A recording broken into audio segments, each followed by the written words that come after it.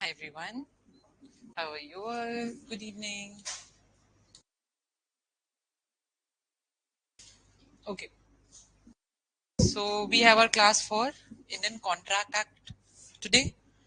Indian Contract Act बहुत लंबा act है, बहुत लंबा है, बड़ा है, लेकिन हमें ऊपर ऊपर से ही करना है, हमें डेप्थ में जाना ही नहीं है।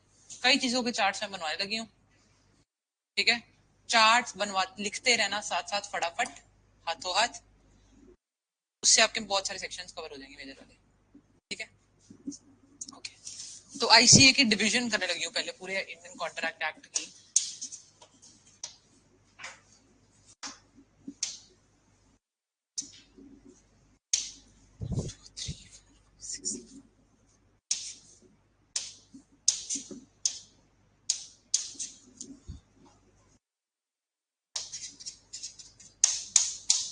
ये आपकी एआईबी में तो करेगा ही, जनरल लाइफ में भी आपकी कॉन्ट्रैक्ट की अंडरस्टैंडिंग बहुत हेल्प करेगा, जो आज हमारा लेक्चर है, ठीक है। पूरा कॉन्ट्रैक्ट का शक्ल बन जाएगी आपके सामने कि है क्या, ठीक है। Okay, general provisions section 1 to 75। Second, sale of goods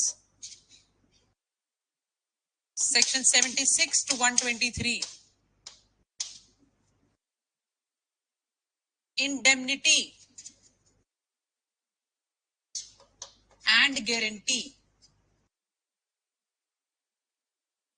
section 124 to 147। Bailment and pledge section 148 to 181। Agency section 182 to 238। 182 to 238।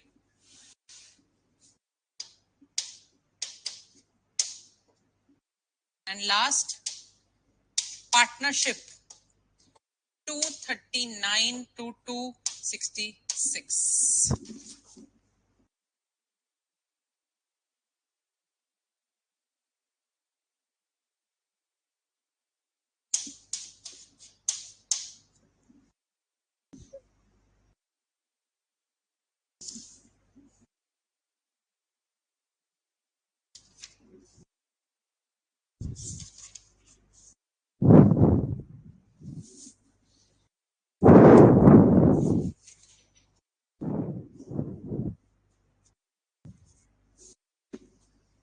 पहले जो 6 चैप्टर्स थे हमारे, चैप्टर 1 to चैप्टर 6, वो है हमारे मतलब जनरल प्रोविजंस के।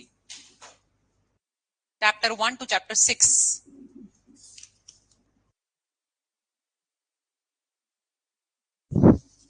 अब चैप्टर 7 जो था हमारा सेल ऑफ गुड्स एक्ट, ये अब डिलीट हो चुका है, यहां से डिलीटेड, अलग एक्ट बन चुका है, सेल ऑफ गुड्स एक्ट।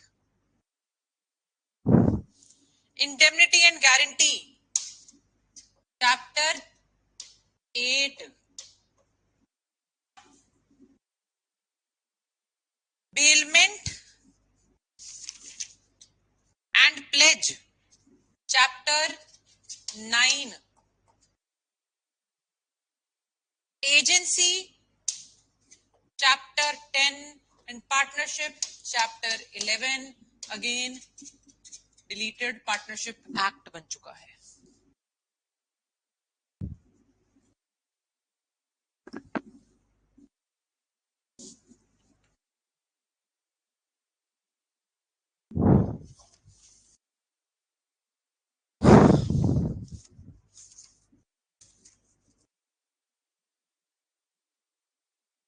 ठीक है, sale of goods act delete हुआ 1930 में और बन गया सोगा 1930। पार्टनरशिप एक्ट डिलीट हुआ 1932 में और बन गया पार्टनरशिप एक्ट 1932। ये ओवरऑल एक्ट कौन सी ईयर का है? 1872।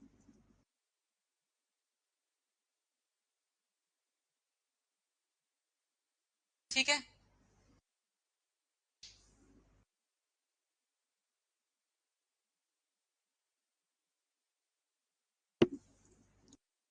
हम जानते हैं अगर आपको स्टेटमेंट आ जाए तो क्या ट्रू है, all contracts, all agreements are contracts, तो बताओ सही है, पहले इतनी सी बात बोल दो, all agreements are contracts, is it true और फॉल्स? जनरली जनरल नॉलेज के हिसाब से बताओ। नो, तो सही, पहली स्टेज होती है अग्रीमेंट, उसके बाद अग्रीमेंट कुछ शर्तों से निपटता है तो वो कॉन्ट्रैक्ट बनता है। तो every contract is definitely an agreement, क्योंकि अग्रीमेंट बच्चा है, बच्चा बड़ा होकर कॉन्ट्रैक्ट बन रहा है। अगर वो बच्चा बड़ा नहीं हो रहा तो वो अग्रीमेंट रह रहा है। क्या कोई बड़ा हो सकता है बिना बच्चा हुए? नहीं हो सकता ना। तो हमारे पास सीधा चीज है, कॉन्ट्रैक्ट एक बड़ा बड़ा इंसान है। तो every contract is an agreement, but every agreement is not a contract. ठीक है, अब बात आ जाती है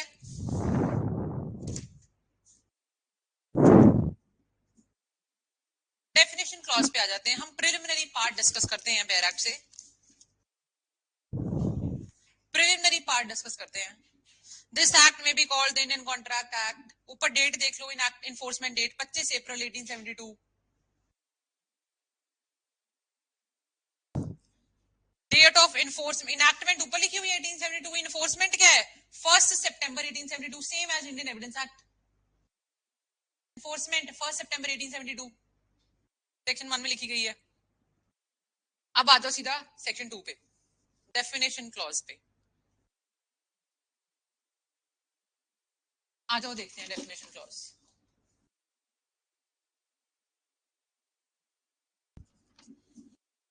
2A क्या बात करता है बताओ? प्रपोजल। 2A बात करता है प्रपोजल की। प्रपोजल होती क्या है? When a person signifies his willingness to do और abstain from doing any act, यही है। टू बेसिकली व्यू क्या होता है, कारण क्या होता है? टू ऑब्टेन असेंट, कि मेरे को हामी मिल जाए। मैं कोई ऐसा चीज कर रही हूँ, ऐसी चीज आपको दे रही हूँ, यहाँ कह रही हूँ करूंगी, यहाँ कह रही हूँ नहीं करूंगी, विद द व्यू कि मुझे आपके सेंट मिल जाए, हामी मिल जाए। ठीक है, प्रपोजल हो गया। प्रपोजल को हम ऑफर भी बोलते हैं इंग्लिश लॉ में। प्रपोजल करने वाली दो पार्टीज होती हैं। प्रपोजल करने वाली होती है प्रपोजर, और एक्सेप्ट करने वाली एक्सेप्टर। Proposer and acceptor. ठीक है, अब हम असेंट किससे चाहते हैं? मैं जब आपको कोई प्रपोजल दे रही हूं तो मैं आपसे असेंट यानी कि हामी एक्सेप्ट कर रही हूं, एक्सपेक्ट कर रही हूं कि आप मुझे हामी दोगे। और जब आप मुझे हामी दोगे तो वो क्या बन जाएगा? प्रॉमिस। प्रॉमिस कहां पे? 2B में। ठीक है, प्रोमिसर प्रोमिसी दोनों 2C में, दोनों प्रोमिसर प्रोमिसी। प्रॉमिस तब ठीक है, मैंने आपको प्रपोजल दिया, आपने एक्सेप्ट कर लिया, अब हमारा प्रॉमिस बन गया। प्रोमिसर प्रोमिसी दो पार्टीज 2C में बैठी है। उसके बाद ये प्रॉमिस में जब कंसिडरेशन जुड़ गई, या अभी सिर्फ प्रॉमिस बना है कि आपने मुझे कुछ बोला, मैंने एक्सेप्ट कर लिया। इसमें जब प्लस हो गई एक चीज जो कि है कंसिडरेशन, वो डिफाइंड है 2 clause D में। जब वो चीज जुड़ जाएगी तो वो क्या बन जाएगा? अग्रीमेंट।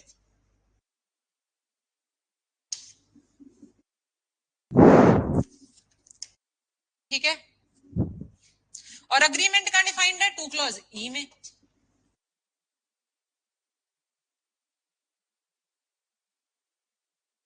इन्होंने बोला अग्रीमेंट क्या है? अग्रीमेंट है एक प्रॉमिस या सेट ऑफ प्रोमिसेस, यही लिखा है, यही है क्या? मैं भी देख लेती, रुको। हाँ ठीक है, एवरी प्रॉमिस और every set of promises forming consideration for each other is an agreement, ये लिखा है। इसका मतलब क्या होता है? मुझे सारा जीवन समझ नहीं आया था वैसे कॉलेज में, मुझे अब जाके बहुत लेटर से जब समझ आए थे इसका मतलब ये है क्या। तो अग्रीमेंट प्रॉमिस है, सेट ऑफ प्रॉमिस का क्या मतलब है? मैंने आपको कोई प्रॉमिस करा, आप, हमने देखा एक प्रॉमिस जो है नॉर्मली, ठीक है, वो अग्रीमेंट तब बन रहा है जब उसमें कंसिडरेशन ऐड हो रही है। ठीक है, अब उसमें कंसिडरेशन ऐड हो गई, ठीक है, हो सकता है कंसिडरेशन की जगह बार्टर सिस्टम हो, कि आप मेरे लिए ये करना, मैं आपके लिए ये कर दूंगी। सेट ऑफ प्रोमिस हो गए, एक दूसरे के बदले एक के बदले दूसरा हो गया, तो क्या वो भी अग्रीमेंट हो गया? कहते हैं हाँ जी वो भी अग्रीमेंट हो गया। ठीक है, एक दूसरे के लिए कंसिडरेशन की तरह काम कर रहे हैं कि मैं आपको बुक दे रही हूँ तो आप मुझे अपनी दूसरी बुक दे रहे हो, आपका बुक देना मेरी बुक देने के बदले कंसिडरेशन होगी, तो अभी लिखा है set of promise forming the consideration for each other. ठीक है, इज एन अग्रीमेंट। आ गया जी अग्रीमेंट। अब अग्रीमेंट जब एनफोर्सेबल बाय लॉ हो जाता है, जब एनफोर्सेबल बाय लॉ हो जाता है तो क्या बन जाता है? कॉन्ट्रैक्ट। कहां डिफाइंड है? 2H में।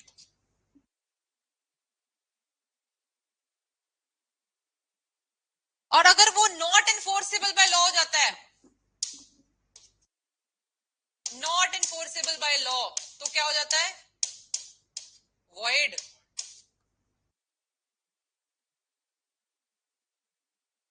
देखो 2G में, an agreement not enforceable by law. Easy. 2I को मैं बाद में कराऊंगी क्योंकि मैंने अभी कराना है उसके साथ कुछ और। 2I के डेफिनेशन बाद में आएंगे। 2F छोड़ सकते हो, रेसिप्रोकल प्रॉमिस का कोई क्वेश्चन है यहाँ पे आ जाना में जरूरत नहीं पड़ेगी। ठीक है, और कुछ तो नहीं छूटता। बाकी यार ये जो अब एसेंशियल्स है कंसिडरेशन के अंदर, ये तो आपको पेपर में जाके देखने पड़ेंगे, इतने डेप्थ में नहीं जा सकती। एसेंशियल्स कराने लगी तो फिर ये एक दो ही टॉपिक हो पाएंगे आज। ठीक है रजे, अगर कंसिडरेशन का क्वेश्चन आएगा तो 2D में जाना फटाफट, ऑल ऑफ यू। ठीक है रूबी? ठीक है, आगे आ जाओ।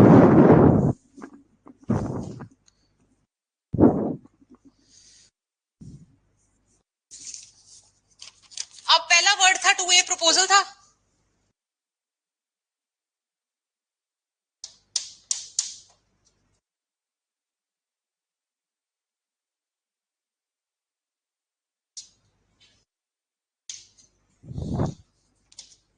सबसे ये चार्ट बना लो।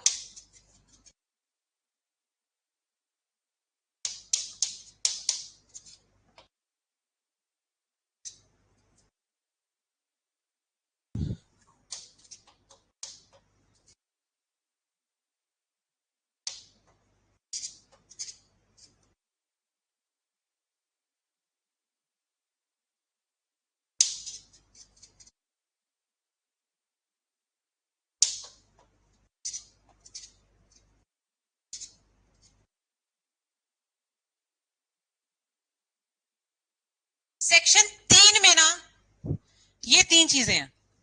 सेक्शन 3 तीन चीजों की बात करता है। कहता है प्रपोजल वर्ड तो आपने 2A में पढ़ा है हो, उस प्रपोजल को कम्युनिकेशन कब मानी जाएगी, उसकी एक्सेप्टेंस कब मानी जाएगी, उसकी रेवोकेशन कब मानी जाएगी। सेक्शन 3 में चल जाना जब इसका सवाल आ जाए। तीनों सेक्शन 3 है। ठीक है,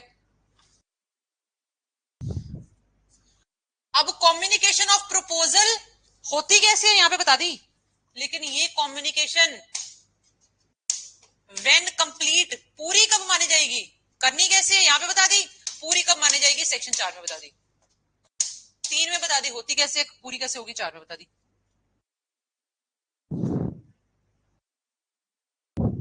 ठीक है, इधर आओ, पहले ये छोड़ रही हूँ, पहले इधर आ रही हूँ। रिवोक कर दिया प्रपोजल की, नहीं मैंने नहीं देना ये चीज, मैंने नहीं बेचनी, है ना। उसका रेवोकेशन का तरीका, revocation of proposal and revocation of acceptance दोनों की, कि सर पहले मैंने हम ही भेज दिया, मैं मुकरना चाहती हूँ, कौन से सेक्शन की हेल्प लेनी पड़ेगी, 5 की। और normal revocation how made, section 6।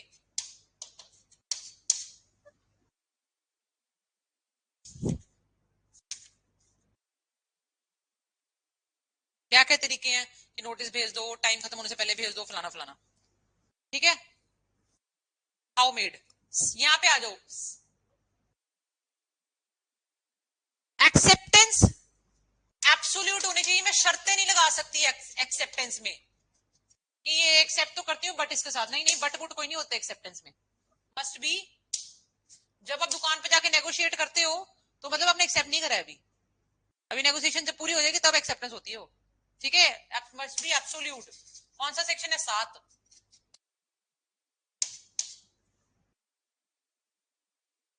ठीक है, इसकी फर्दर बाइफर्केशन है वो मस्ट बी एब्सोल्यूट की।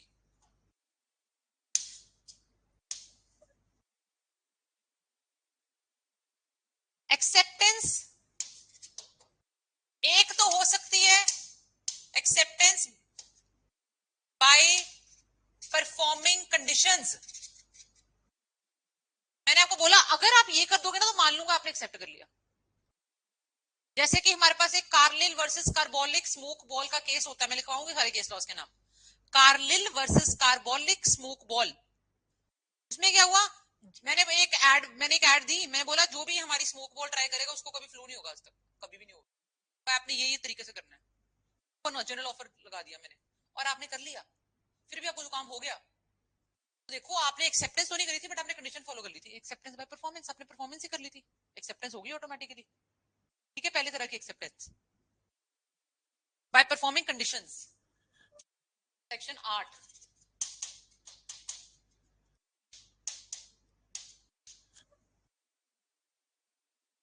या दूसरी एक्सेप्टेंस किस तरीके से की होती है, बाय रिसीविंग कंसिडरेशन। पैसा रिसीव कर लिया, जो भी उसके बदले मिलना था चीज, मैंने गाड़ी ले ली आपसे, मतलब मैंने ऑफर एक्सेप्ट कर लिया जी, बाय रिसीविंग कंसिडरेशन। भी सेक्शन 8।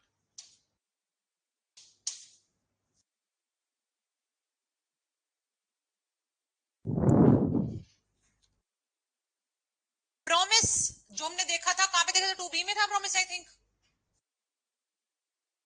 देखो यार 2B में जो प्रॉमिस था वो किस किस तरीके का हो सकता है, एक्सप्रेस भी हो सकता है, इंप्लाइड भी हो सकता है।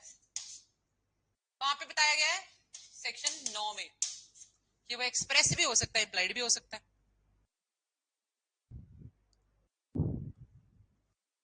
बस बहुत है इतना सेक्शन। अब नए चैप्टर 2 पे आ जाओ, चैप्टर 1 डन। ठीक है, चैप्टर 2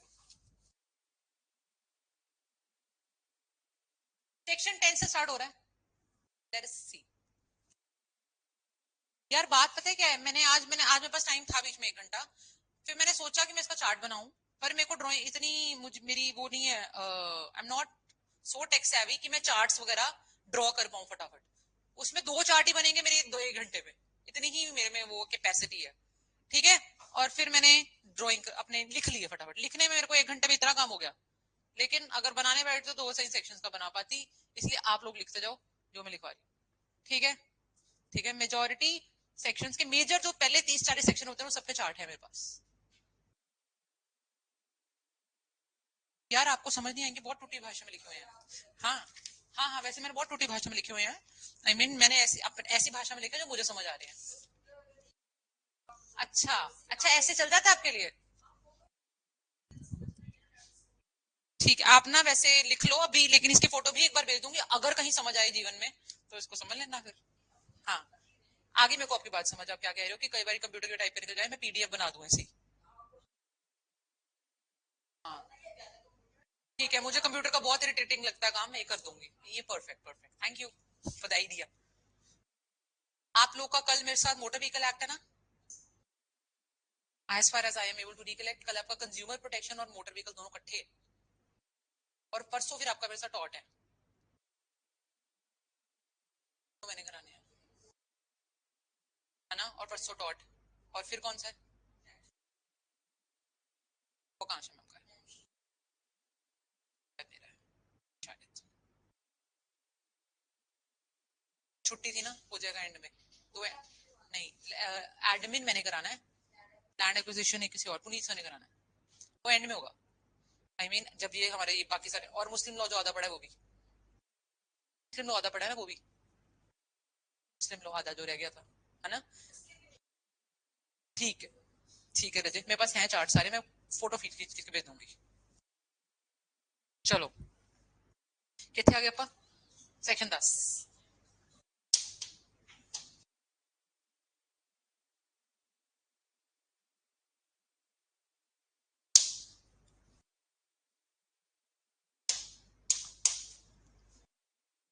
सेक्शन 10 बात करता है वैलिड कॉन्ट्रैक्ट की, और कहता है एक कॉन्ट्रैक्ट वैलिड कब बन जाएगा, अगर वो सेक्शन 11 प्लस 14 प्लस 23 प्लस एक और शर्त है, नॉट वॉइड एब इनिशियो होगा। 11 प्लस 14 प्लस 23 को फॉलो करेगा, प्लस नॉट वॉइड एब इनिशियो, ये 4 शर्तें हो जाएगी तो आपका वैलिड कॉन्ट्रैक्ट बन जाएगा जी। इसलिए हम समझते हैं सबसे पहले 11 को।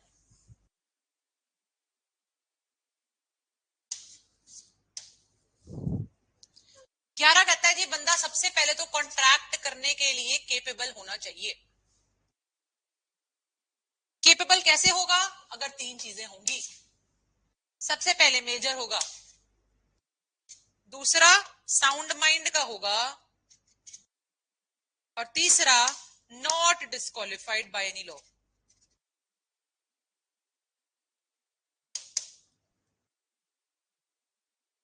ठीक है।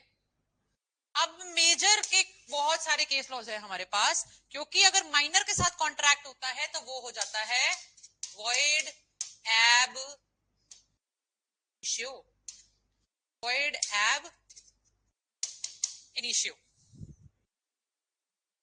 करा था, लिख लो। हाँ जी लिख लो। इसमें 4 केस लॉज हैं हमारे पास लैंडमार्क सेक्शन 11 के। फर्स्ट, अच्छा ये वाला सेक्शन 11 ही चल रहा है, 11 की सब पार्ट 3 11 कैपेबिलिटी के लिए 3 चीजें चाहिए, इसमें से इसमें 3-4 केस लॉज हैं। देखो सबसे पहला, Mohori Bibi, Mohiri MOHIRI, Mohiri Bibi versus Dharmodas Ghosh, versus Dharmodas Ghosh, second Ghosh GHOSE Ghosh. Second, Leslie versus Sheill, Leslie versus Sheill, Leslie versus Sheill, 11 का ही है। नेक्स्ट, अजूदिया प्रसाद, मेरे को उसका पूरा नाम नहीं याद, इतना बहुत है, अजूदिया प्रसाद वाली जजमेंट 11 की है, अजूदिया प्रसाद। और लास्ट,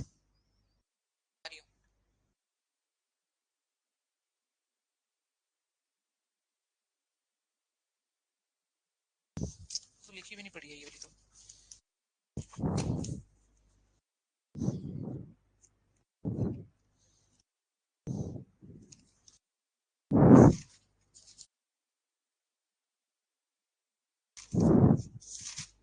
बताऊंगी मैं, मुझे याद है।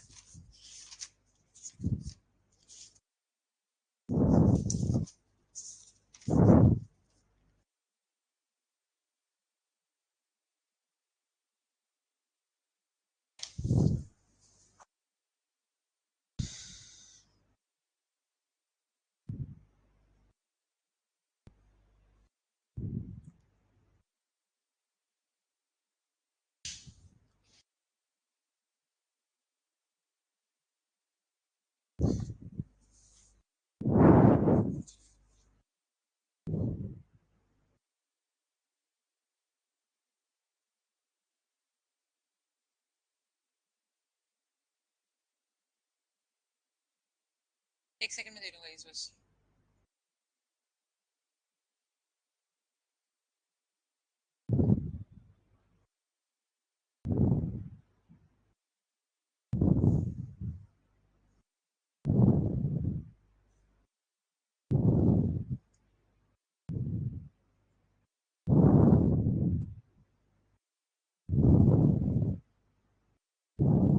खान गुल वर्सेस लखा सिंह, खान गुल वर्सेस लखा सिंह, इन चारों में से कोई भी आ जाए तो सेक्शन 11 का होगा, यही है लैंडमार्क। ठीक है, आगे आ जाओ। ये हो गया मेजर वाला पोर्शन। सेकंड, साउंड माइंड का होना चाहिए जी, पागल नहीं होना चाहिए। साउंड माइंड को समझाने के लिए सेक्शन 12 बना दिया कि हमारे लिए होता क्या साउंड माइंड। कहते थे हमारे लिए साउंड माइंड होता है हु अंडरस्टैंड्स एंड रैशनली जजेस, जो अंडरस्टैंड करता है और रैशनली जजमेंट देता है। सेक्शन 12 हो गया, गिव्स रैशनल जजमेंट।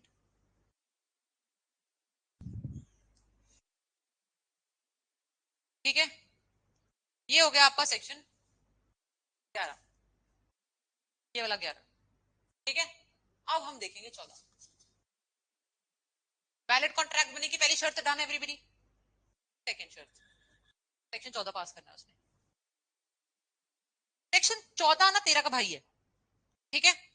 सेक्शन 13 कहता है मैं आपको बताता हूं कंसेंट क्या होती है, और सेक्शन 14 कहता है मैं तो भाई हूं ना, फिर मैं बताऊंगा फ्री कंसेंट क्या होती है। 12 तक कवर्ड सारे हैं, 13 कवर हो गया कंसेंट, 14 आ गया फ्री कंसेंट।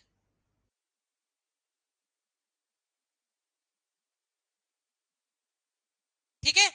13 कहती है कंसेंट क्या होती है, meeting of mind, same manner में, सेम सेंस में हमारे जब दिमाग मिल गए, उसको कहते हैं consensus ad item.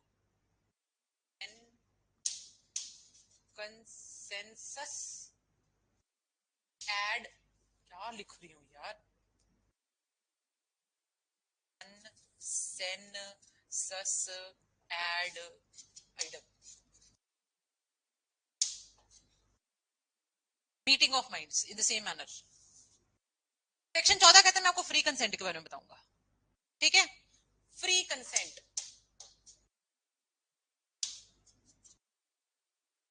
let us understand one of the most important topics of entire contract act. Free consent के लिए आपके पास कहते हैं ऐसी कंसेंट जो फ्री ऑफ 5 चीजें है, वो फ्री कंसेंट है, ठीक है। फर्स्ट, कोरिजन, सेक्शन 15, 14 था ये, 14 से 15 पे कैसे आ गए, ठीक है। Undue influence 16, fraud 17, misrepresentation 18 and mistake, इसका सेक्शन अभी मत लिखो,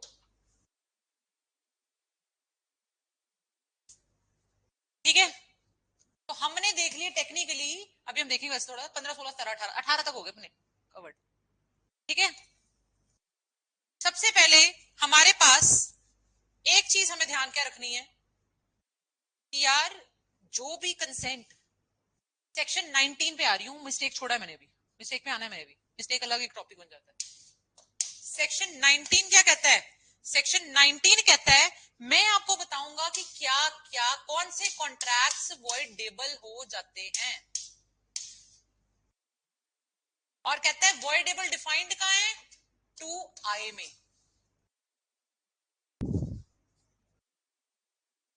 ठीक है।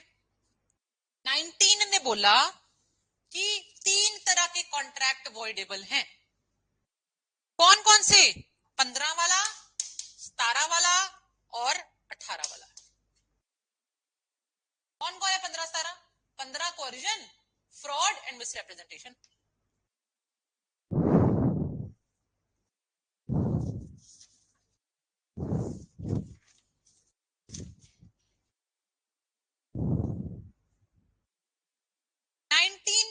देखो इसकी बात ही नहीं करी किसी ने 16 की, इसके लिए अलग सेक्शन बाद में डाला गया 19A, जिसमें बोल दिया गया जी 16 भी तो अवॉइडेबल ही है,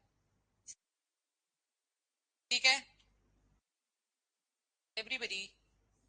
टेक्निकली 19 और 19A क्लियर है।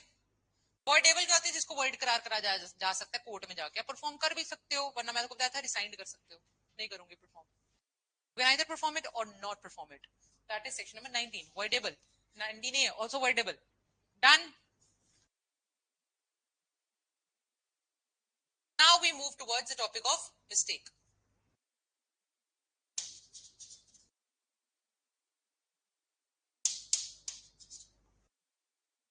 Mistake,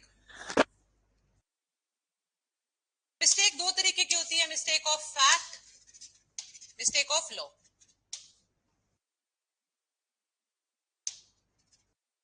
mistake of fact, mistake of law.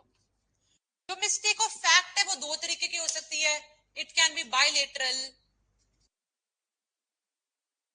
It can be unilateral. It can be bilateral, it can be unilateral. Of law दो तरीके की हो सकती है, of Indian law, of foreign law.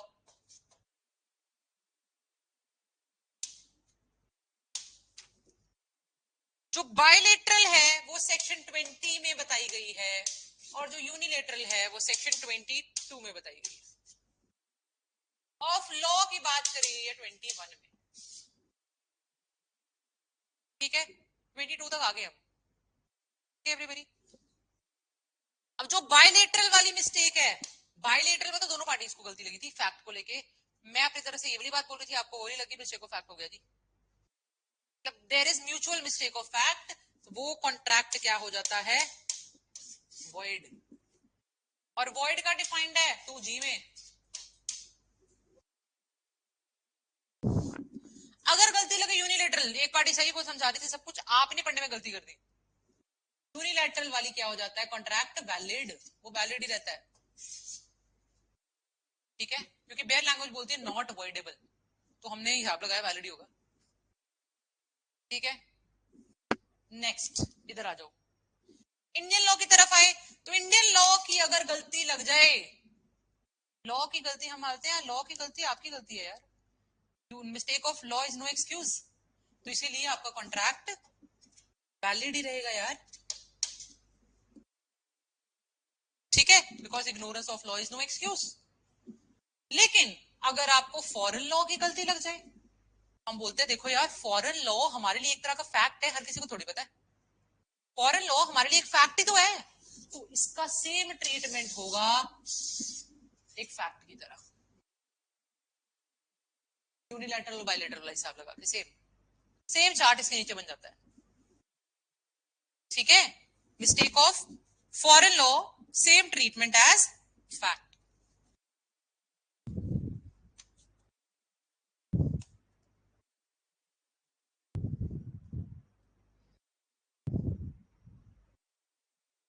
ठीक है, अब जब हमने स्टार्ट करा था हमने देखा था एक वैलिड कॉन्ट्रैक्ट बनने के लिए सेक्शन 11 फॉलो करना पड़ेगा, 14 फॉलो करना पड़ेगा और 23 फॉलो करना पड़ेगा.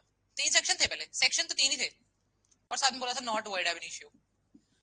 तो मतलब अब हमने 22 तक तो वैसे ही देख लिया, 23 पे ही आना था सीधा. तो अगर हिसाब लगाया जाए, उन्होंने बोला 11, तो 11 से हमने 12 साथ में देख लिया. उन्होंने 14 बोला, हमने 13 साथ में देख लिया. उन्होंने 14 देखते देखते हमने सारा कुछ देख लिया, 15, 16, 17, 18, 19, 20, 21, 22, 19 से भी साथ में. अब 22 के उन्होंने बोला था एक और चीज देख लेना, 23 देख लेना, तो आपने टेक्निकली सारा कुछ तो मांग लिया 3 सेक्शन बोल के, क्योंकि 3 सेक्शन के अंदर सब कुछ बैठा है. फिर हम आगे सेक्शन 23 पे आ जाओ. सेक्शन 23 पे चलते हैं. This is the third most essential thing of a valid contract. Okay?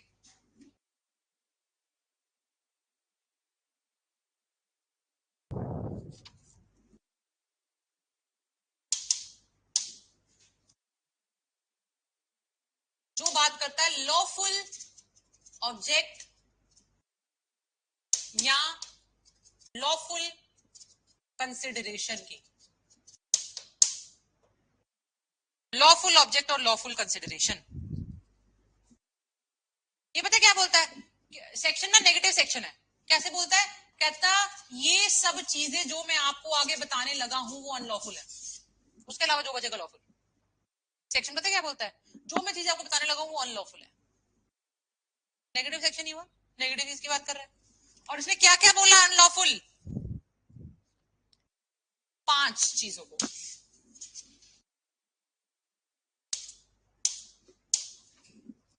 First,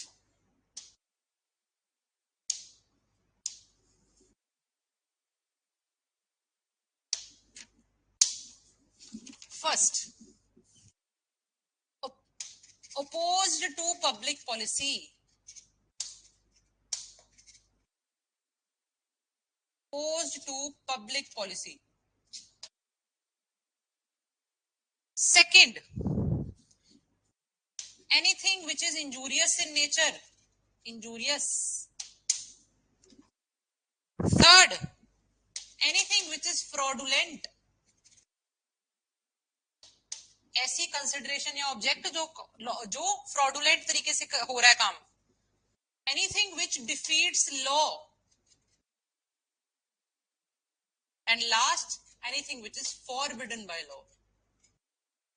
ऐसे कोई भी ऑब्जेक्ट के लिए आप कॉन्ट्रैक्ट करते हो, वॉर करने के लिए गलत तरीके यूज करते हो, अगेंस्ट पब्लिक पॉलिसी है या बहुत नुकसान हो रहा है, ऐसी कंसिडरेशन या ऑब्जेक्ट अनलॉफुल हो जाएंगे. सेकंड तेईस बोलता है. ठीक है, इजी. सेक्शन 23 भी हो गया. लास्ट चीज हमारे को बोल दी थी, क्या था? Plus, God bless you, not void एब इनिशियो. नेक्स्ट हेडिंग डाल लो, नॉट वॉइड एब इनिशियो. इसमें हमारे पास सेक्शन 24 से लेके 30 तक आ जाते हैं. इसमें कोई हेडिंग नहीं है, इसलिए एक सेक्शन में नहीं डाल पाए. सारे सेक्शंस का ग्रुप मिला के कहता है मैं वो हूं, मैं बताता हूं नॉट वॉइड एब इनिशियो कब होगा. चले आगे. ठीक है.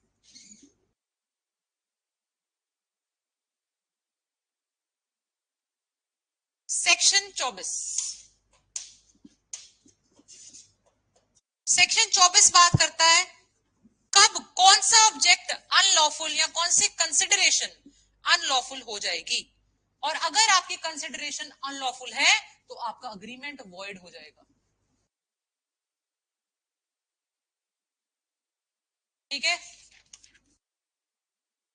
आप पेपर में जाके मैच कर लेंगे ना सब. थक गई हूँ, 5 मिनट बाद 2 मिनट बाद बोलूंगी.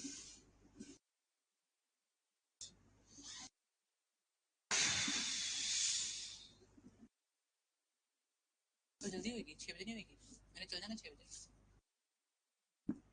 कल प्रोबेबली आपकी क्लास होएगी एट 4:30.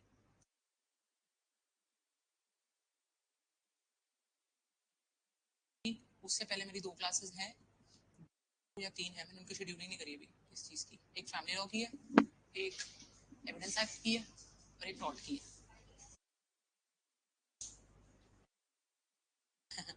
हाँ मैं रख दूंगी, 4:30 फिर रख दूंगी, अभी शेड्यूल कर दूंगी ना. हाँ.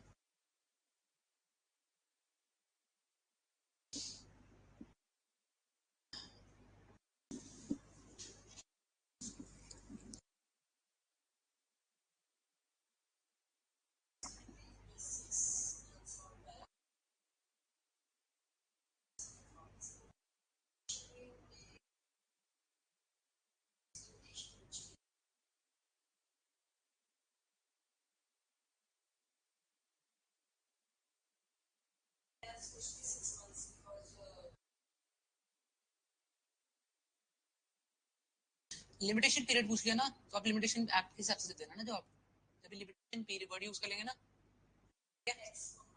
नहीं तो आप लिमिटेशन एक्ट के हिसाब से लिमिटेशन पीरियड का जवाब देना ना. लिमिटेशन एक्ट में 12 साल दिए गए. मैंने आपसे जवाब पूछा, लेकिन स्पेसिफिक रिलीफ एक्ट मैंने आपको लिखवाया था ना, this section is not red alone, this is read with section article 64 and 65 of limitation act. Article 65 और 64 में ही 12 साल दे रखा है. तब मैंने आपको कल मेंशन कर दिया था, आप मुझे एक बार क्वेश्चन की फोटो भेज देना, ले आना कल या जैसे भी, है ना, ताकि हम देख ले कि इसमें क्या बेस्ट सूटेड आंसर, कैसा तरीका है फाइंड आउट करने का, क्या पूछ रहे हैं. Problem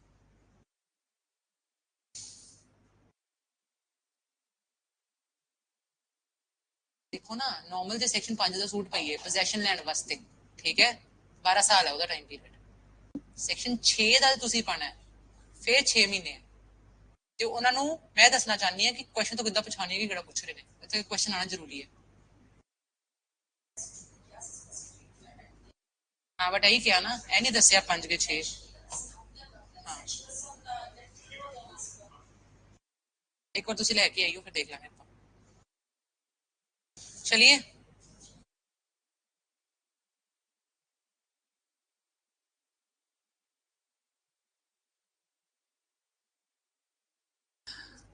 okay. 25 any agreement without consideration void है जी. ਆਪਾਂ ਹੈਡਿੰਗ ਹੀ ਵॉइड ਐਬ ਇਨੀਸ਼ੀਓ ਚੀਜ਼ਾਂ ਪੜ ਰਹੇ ਹਾਂ ਜਿਹੜੀ ਵॉइड ਹੀ ਨੇ. ਤੇ ਕੀ ਵॉइड ਹੈ? ਪਹਿਲਾ ਅਨਲॉफुल ऑब्जेक्ट वाली चीज़ां वॉइड ने, अनलॉफुल कंसिडरेशन वाली चीज़ां वॉइड ने. दूजा कंसिडरेशन तो बिना ਜਿਹੜਾ ਕੰਟਰੈਕਟ ਕੀਤਾ ਉਹ वॉइड है. तीजा ਅਗਰੀਮੈਂਟ ਇਨ ਰਿਸਟ੍ਰੇਂਟ ਆਫ ਮੈਰਿਜ ਕਿ ਤੂੰ ਇਹਦੇ ਨਾਲ ਵਿਆਹ ਨਹੀਂ ਕਰਨਾ मैं ताही तेना कॉन्ट्रैक्ट परफॉर्म करूंगी जे तू प्रॉमिस करेगा कि मैं इस कुड़ी ना ब्याह कर लूंगा या नहीं करूंगा ऐसे या तो 30 ईयर्स तक शादी मत करना वाइड ठीक है एक्सेप्शन है कि माइनर है तो फिर उन्हें रोक सकते हैं next 27 agreement in restraint of trade तुसी ये काम मैं ताना कॉन्ट्रैक्ट कर लूंगी पर तुसी ये काम किते करना नहीं तुसी दुकान नहीं खोलनी है मेरी नॉट अलाउड वॉइड ठीक है next 28 agreement in restraint of legal proceeding पहले मैंने प्रॉमिस करके कदे मेरे अगेंस्ट कोर्ट्स नहीं जाएगा वॉइड चलिए आगे 29 अनसर्टेन कि भावें तेन दे दांगा देख ली कॉन्ट्रैक्ट कर लै भावें नहीं होंदा अनसर्टेनिटी नहीं होंदी void 30 contract agreement by way of wager wager की होंदा लॉटरी लूटरी है ना एवी हॉर्स रेसिंग एटसेट्रा ਜਿਹੜੇ ਸਾਰੇ ਹੁੰਦੇ ਨੇ ਉਹ ਵੇਜਰ ਹੋ ਜਾਂਦੇ ਨੇ ਠੀਕ ਹੈ ਆਪਾਂ ਕਹਿ ਦਿੰਦੇ ਆ ਕਿ ਇਹਦੇ ਵੋਇਡ ਇਹਦਾ ਦੇ ਕੰਟਰੈਕਟ ਵੋਇਡ ਨੇ ਤੇ ਨਾਲੇ ਹੋਰ ਜਿਹੜਾ ਉਹ ਵਾਲਾ ਕੰਟਰੈਕਟ ਵੀ ਵੋਇਡ ਸੀਗਾ ਜਿਹੜਾ ਬਾਇਲੇਟਰਲ ਮਿਸਟੇਕ ਵਾਲਾ ਸੀਗਾ ਬਾਇਲੇਟਰਲ ਮਿਸਟੇਕ ਯਾਰ ਕੀ ਹੋ ਗਿਆ ਉਹ ਵੀ ਵੋਇਡ ਸੀਗਾ ਠੀਕ ਹੈ ਤੇ ਵੋਇਡ ਹੈ ਹੋ ਗਿਆ ਤੇ ਨਾਲੇ ਇੱਕ ਹੋਰ ਸੈਕਸ਼ਨ 56 ਫਰਸਟ੍ਰੇਸ਼ਨ ਆਫ ਕੰਟਰੈਕਟ ਕਿ ਕੱਲ ਨੂੰ ਚੀਜ਼ ਹੀ ਮੁੱਕ ਗਈ ਕਿੱਦਾਂ ਦਵਾਂ ਚੀਜ਼ ਹੀ ਮੇਰੀ ਸੜ ਗਈ ਮੇਰੀ ਫੈਕਟਰੀ ਨੂੰ ਅੱਗ ਲੱਗ ਗਈ ਇਦਾਂ ਦੀਆਂ ਚੀਜ਼ਾਂ frustration of contract impossibility of performance ਹੋ ਗਈ ਉਦੋਂ ਵੋਇਡ ਇਹ ਸਾਰੇ ਕੇਸਿਸ ਕੰਟਰੈਕਟ ਵੋਇਡ ਹੋ ਜਾਂਦੇ ਬਾਕੀ ਵੈਲਿਡ ਇਹ ਪੂਰਾ ਦਾ ਪੂਰਾ ਵੋਇਡੇਬਲ ਤੇ ਵੋਇਡੇਬਲ ਆਪਾਂ ਪਹਿਲਾਂ ਦੇਖ ਲਿਆ ਵੋਇਡ ਆਪਾਂ ਹੁਣ ਦੇਖ ਲਿਆ ਇਹ ਸਾਰਾ ਹਿਸਾਬ ਖਤਮ ਚੈਪਟਰ 3 ਆਫ ਅਬੈਰਕ पे आ जाओ सीधा कंटिंजेंट कॉन्ट्रैक्ट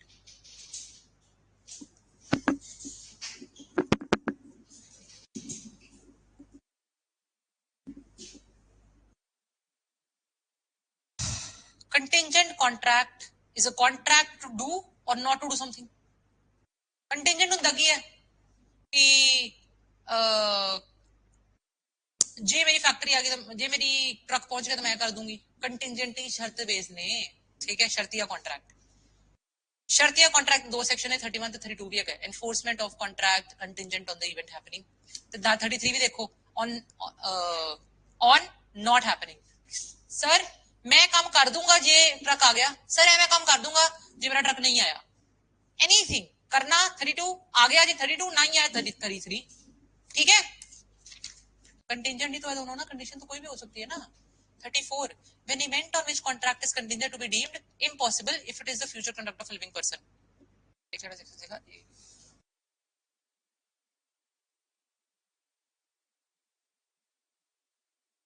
हाँ होया कि ਇੰਪੋਸਿਬਿਲਿਟੀ ਕਿੱਦਾਂ ਹੋ ਗਈ ਕਿ ਤੁਸੀਂ ਮੈਨੂੰ ਕਹੇ ਨਾ ਵਿਆਹ ਕਰ ਲਈ ਤਾਂ ਤੈਨੂੰ ਇਹ ਚੀਜ਼ ਦੇ ਨਹੀਂ ਪਰ ਮੈਂ ਕਿਸੇ ਹੋਰ ਨਾਲ ਕਰ ਲਿਆ ਠੀਕ ਹੈ ਇੰਪੋਸਿਬਲ ਹੋ ਗਿਆ ਹੁਣ ਲੇਕਿਨ ਉਹ ਪੋਸੀਬਲ ਹੋ ਸਕਦਾ ਹੈ ਜੇ ਮੈਂ ਪਹਿਲਾਂ ਤਲਾਕ ਲੈ ਲਾਂ ਜਾਂ ਮਰ ਜੇ ਠੀਕ ਹੈ ਇੰਪੋਸਿਬਿਲਿਟੀ ਵਾਲੇ ਕੰਟਿੰਜੈਂਟ ਕੀ ਕੰਟਿੰਜੈਂਟ ਇਹਦਾ ਦੀ ਕੰਟਿੰਜੈਂਸੀ ਹੈ ਜਿਹੜੀ ਫਿਊਚਰ 'ਚ ਪੋਸੀਬਲ ਹੋ ਸਕਦੀ ਹੈ ਪਰ ਹੁਣੇ ਪੋਸੀਬਲ ਨਹੀਂ ਠੀਕ ਹੈ okay 35 when contract become void they are contingent on happening ये छोड़ दो इसके पता क्या करना बेसिकली टाइम लिमिट ऐड करी गई सेक्शन में और कोई चीज नहीं है इस सेक्शन में ये आपको बताता है कि आप ना पेपर में जाके जब भी आपको कंटिंजेंसी से रिलेटेड आएगा ना आप ये पूरा पोर्शन देख लेना ऑलमोस्ट सारे सेक्शन हमारे कवर हो चुके हैं इसमें से अगर आ जाता तो आप देख लेना नॉट वेरी इंपॉर्टेंट कभी मैं देखा नहीं है कितने आंदा होया जुडिशरी च नहीं देखा होता ठीक है आ जाओ 36 पे आ जाओ agreements contingent on possible impossible event कि सर जे दिन ते रात मिल गई ना कम हो जाना वॉइड ठीक है next of the performance of contract chapter 4 अब देखो आप एक कॉन्ट्रैक्ट को यहाँ परफॉर्म कर सकते हो परफॉर्मेंस कहां पे दी गई है 37 से 72 में सारी परफॉर्मेंस के बारे में बताया गया कि परफॉर्म करना कैसे है जी एक कॉन्ट्रैक्ट किया 37 कहता है तो उन्होंने आइदर परफॉर्म करो या कहो मैं परफॉर्म कर दांगा आइदर ऑफर टू परफॉर्म और परफॉर्म इट 37 कहता है 37 to like 72 as I already mentioned all deal with all sections deal with the performance of a contract ਤੇ ਨਾਲ ਬ੍ਰੀਚ ਜੇ ਹੋ ਜਾਂਦਾ ਹੈ ਉਹਦਾ ਅਗਲੇ 73 74 75 ਤਿੰਨ ਸੈਕਸ਼ਨ ਨੇ ਜੇ ਬ੍ਰੀਚ ਹੋ ਗਿਆ ਕੰਟਰੈਕਟ ਦਾ ਨਾ ਕੀਤਾ ਫਿਰ 73 74 75 ਉਸ ਤੋਂ ਬਾਅਦ ਵਿੱਚ ਹੀ ਨੇ ਉਹ ਪਰ ਨਾਲ ਦੇਖਦੇ ਰਹਿਣਾ ਚਲੋ ਆ ਜਾਓ ਅਗਲੇ ਸੈਕਸ਼ਨ 38 ਤੇ ਆ ਜਾਓ effect of refusal to accept offer of performance ਤੁਸੀਂ ऑफर किया परफॉर्म करने वास्ते मैं ही रिफ्यूज करता सीगा सारा कॉन्ट्रैक्ट, फिर कितने जाना सेक्शन 38 ते। Next 39 effect of refusal of party to perform promise wholly मत परफॉर्म कर सकती है, पूरा नहीं कर सकती। 39 ठीक है, इसको हम एंटीसिपेटरी ब्रीच का सेक्शन भी कहते हैं। एंटीसिपेटरी ब्रीच का सेक्शन कौन सा है? 39। ठीक है, आगे आ जाओ। By whom contracts must be perform, person by whom promise is to be performed. ਆਪਾਂ ਜਾਣਦੇ ਆ ਸੈਕਸ਼ਨ 20 ਕੱਲ ਆਪਾਂ ਦੇਖਿਆ ਸੀਗਾ ਐਸਆਰਏ ਦਾ, ਜਦੋਂ ਆਪਾਂ ਦੇਖਿਆ ਸਬਸਟੀਟਿਊਟਡ ਪਰਫਾਰਮੈਂਸ, ਜਿਹਦੇ ਨਾਲ ਕੰਟਰੈਕਟ ਹੋਇਆ ਪਰਫਾਰਮ ਉਹਨੂੰ ਹੀ ਕਰਨਾ ਚਾਹੀਦਾ, ਜੋ ਨਾ ਕਰੇ ਫਿਰ ਕਿਸੇ ਹੋਰ ਕੋ ਕਰਵਾ ਸਕਦੇ ਆਪਾਂ। ਸੈਕਸ਼ਨ 40 ਉਹੀ ਕਹਿ ਰਿਹਾ ਹੈ ਕੌਣ ਕੌਣ ਪਰਫਾਰਮੈਂਸ ਪਰਫਾਰਮ ਕਰ ਸਕਦਾ ਹੈ, ਪ੍ਰੋਮਿਸ ਪਰਫਾਰਮ ਕਰ ਸਕਦਾ ਹੈ। ਪਹਿਲਾ section 40 done, person by whom promises to perform. ठीक है रजे, everybody okay. 41 effect of accepting performance from third person, third person को एक्सेप्ट सब्स्टिट्यूटेड परफॉर्मेंस करा ली, कहीं और को एक्सेप्ट कर लिया। 41 आया याद। 42 डेवोल्यूशन ऑफ जॉइंट लायबिलिटी, जे दो या दो से ज्यादा जन मिलके कोई कॉन्ट्रैक्ट कर रहे थे किसी के साथ और उसका अगर प्रॉब्लम आ जाती है तो 42 में जाते हैं हम। 43 any one of the joint promisors may be compelled to perform, मैं तुसी ते मैं मिलके तुसी दोनों ने मिलके कीता सीगा मेना, मैं ਤੁਹਾਨੂੰ फोर्स कर सकती हां, अमन जी मेरी गल नहीं मान रहे। 44 effect of release of one joint promisor, A अपना हिस्सा देगा ਤੁਹਾਨੂੰ निकल गया, रिलीज हो सकता है जी 44 ਚ। 45 डेवोल्यूशन ऑफ जॉइंट राइट्स, जे ਸਾਡੇ ਰਾਈਟ ਜੁਆਇੰਟਲੀ ਹੁਣ ਜੁੜ ਗਏ ਨੇ, ਉਹਨਾਂ ਦਾ ਡੈਵੋਲੂਸ਼ਨ ਕਿੱਦਾਂ ਹੋਣਾ ਹੈ, ਕਿੱਦਾਂ ਕਿਹੜਾ ਹਿੱਸਾ ਕਿਹਨੂੰ ਜਾਣਾ ਹੈ। 45 46 time and place for performance से शुरू हो रहा है। Time for performance of promise where no application is to be made and no time is specified. जो क्या ही नहीं कदों करियो, तुम मैंने क्या मैंने समान बेच दिया, क्या ही नहीं कदों बेचना। ठीक है, उदो 46 की हेल्प लई दी है। 47 time and place for performance of promise where time is specified, time fix किया उदो किदा करना 47 च जाके। समझ आ रही है की चल रहा है। 48 application for performance on a certain day to be at a proper time and place, ਤੁਹਾਨੂੰ ਜਗ੍ਹਾ ਤੇ प्लेस भी दसी हुई है वो तो 48। 49 जगह ते टाइम भी दसिया हुआ है। 48 49 place for performance of promise where no application to be made and no place fix for performance, कि अब मैं अप्लाई नहीं करूंगा पर तो देना जी आप ही, विदाउट एप्लीकेशन वाला सेक्शन है 49। ठीक है, basically there is a duty to ask कि सर मैं आ जा, duty to ask on the 49। Okay, क्योंकि there is no application, no time, nothing. ठीक है एवरीबॉडी। 50 परफॉर्मेंस इन मैनर और at time prescribed or sanctioned by promise, the performance of ये कौन सा था, performance of any promise may be made in any manner। ठीक है, कुछ भी नहीं है, ये बोला गया है कि कोई भी प्रॉमिस किसी भी टाइम पे परफॉर्म करा जा सकता है जी। देखो in any manner at any time, बस। ठीक है। 51 परफॉर्मेंस ऑफ रेसिप्रोकल प्रॉमिस, हम आपको रेडीनेस और विलिंगनेस कल समझाया था मैंने सेक्शन 16 में एसआरए के। रेडी और विलिंग, रेडी मैंने बोला था इच्छा, रेडी मैंने बोला था मेरी तैयारी, और विलिंगनेस मैंने बोला था इच्छा, मंशा, है ना। बोला सेक्शन है 51 promisor not bound to perform unless reciprocal promisee ready and willing to perform. जे मैं अपना हिस्सा करने परफॉर्म करने तैयार ही नहीं है, नहीं रेडी नहीं हैगी ते विलिंग नहीं हैगी, तुसी अपना हिस्सा परफॉर्म करके की करोगे। 51 कहता कोई गल नहीं, रहने दो करना। ठीक है। 52 order of performance of reciprocal promise, जी मैं अपना हिस्सा कर लिया तो ऑर्डर दे सकती अपना भी करो। 52 53 liability of party preventing event on which the contract is to take effect. ਹੁਣ ਮੈਂ ਨਾ ਜਾਣ ਕੇ ਨਾ ਇਦਾਂ ਦੀ ਚੀਜ਼ ਕਰੀ ਜਾਨੀ, ਜੇ ਤੁਸੀਂ ਕਿਹਾ ਸੀਗਾ ਮੈਂ ਤੈਨੂੰ ਉਦੋਂ ਦਊਂਗੀ ਜਦੋਂ ਮੇਰਾ ਬੱਚਾ ਘਰ ਆ ਜਾਏਗਾ, ਮੈਂ ਤੁਹਾਡੇ ਬੱਚੇ ਨੂੰ ਰੋਕ ਕੇ ਰੱਖ ਲਿਆ, ਘਰ ਹੀ ਨਾ ਜਾਈਂ, ਇਦਾਂ ਦੀਆਂ ਚੀਜ਼ਾਂ ਮੈਂ ਤੁਹਾਡੀ ਇਦਾਂ ਦਾ ਇਵੈਂਟ ਇਦਾਂ ਦੀ ਚੀਜ਼ ਕਰ ਰਹੀ ਹਾਂ ਜਿਹਦੇ ਨਾਲ ਤੁਹਾਡੇ ਪੋਸੀਬਲ ਹੀ ਨਹੀਂ ਹੋ ਰਹੀ ਪਰਫਾਰਮੈਂਸ। 53 वाला सेक्शन है। 54 effect of default as to that promise which should be first performed in contract consisting of, ये कौन सा रुको, हाँ ठीक है, effect of default in first promise, पहले मैं करना सीगा फिर तुसी, मैं ਤੁਹਾਨੂੰ ਇਹ ਦਊਂਗੀ ਤੇ ਫਿਰ ਤੁਸੀਂ ਉਹ ਦੋਗੇ ਨਾ, ਮੈਂ ਤੁਹਾਨੂੰ ਰੋ ਕਾਟਨ ਦਊਂਗੀ तो ਮੈਨੂੰ कपड़ा बना के दोगे, मैं पहले से डिफॉल्ट कर दूसरे तो ऑटोमेटिकली डिफॉल्ट आ गया। 54 ठीक है। 55 effect of failure to perform at a fix time, ਤੁਸੀਂ ਕੰਮ ਤਾਂ ਕੀਤਾ ਪਰ ਗਲਤ ਟਾਈਮ ਤੇ। 55 56 agreement to do impossible act ਤੁਹਾਨੂੰ ਦੱਸਦਾ ਹੋਇਆ frustration of contract। 56 ਤੁਹਾਨੂੰ ਪੇਪਰ ਚ ਆਂਦਾ ਹੈ frustration term ਆਏਗੀ 56 ਚਲ ਜਿਓ। ठीक है। 57 reciprocal promise to do things legal and also other things illegal, कि अद्धियां लीगल है अद्धी इलीगल है, void है जी, अलाउड ही नहीं। अद्धी लीगल अद्धी इलीगल वॉइड है, खत्म। 57 58 alternative promise one branch being illegal. तुझे वखरे वखरे काम करने हैं, एक काम नहीं हैगा, वखरे वखरे ने पर एक काम इलीगल है, तो जेड़ा लीगल है वो कर सकते हो। जे काम अड हो सकते ने मेरी, जे काम अड हो सकते ने वखरे वखरे ने, तो फिर एक काम लीगल एक इलीगल, ਆਪਾਂ कहने लीगल वाला कर लो। जे काम जुड़े हुए ने, अद्धा ओदा हिस्सा लीगल है अद्धा हिस्सा इलीगल है, फिर पूरा कॉन्ट्रैक्ट वॉइड हो जाता है। ए वाले दोनों सेक्शन ने 57 58, ठीक है। जो चीज वखरी हो सकती फिर पद ही परफॉर्म कर ली दी है ना, जेड़ा वखरी हो सकती है हिस्सा अलग है। मैं एक वास्ते मैं ਤੁਹਾਨੂੰ ਕਿਹਾ ਸੀ ਮੈਂ ਤੁਹਾਨੂੰ ਚੇਅਰਸ ਦੇ ਬਦਲੇ ਦਊਂਗੀ ਬੰਬ, ਇੱਕ ਮੈਂ ਤੁਹਾਨੂੰ ਕਿਹਾ ਸੀ ਚੇਅਰਸ ਦੇ ਬਦਲੇ ਦਊਂਗੀ ਤੁਹਾਨੂੰ ਫਰੂਟਸ, ਠੀਕ ਹੈ। ਜਿਹੜਾ ਬਦਲੇ ਫਰੂਟਸ ਆਣੇ ਸੀਗੇ ਹੋ ਜਾਏਗਾ परफॉर्म ਇਦਾਂ कुछ इदा दी चीज।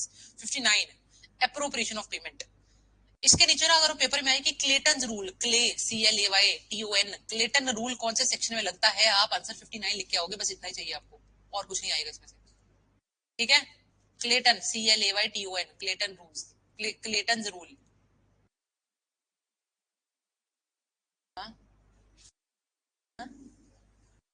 नहीं, रूल एक रूल आया सका फॉरनर ਦਿੱਤਾ ਸੀਗਾ ਇੱਕ ਜੂਰਿਸ ਨੇ। एक मिनट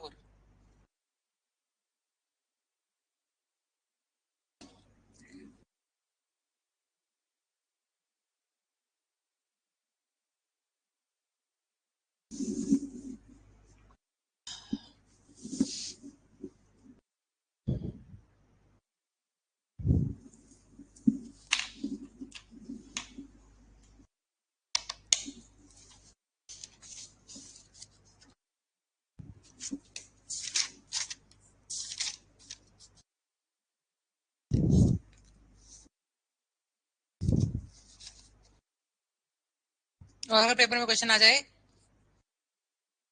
कि इंडियन कॉन्ट्रैक्ट बनाया किसने, सर जेम्स स्टीफन, उन्होंने जिन्होंने एविडेंस बनाया था, सर जेम्स स्टीफन, ठीक है।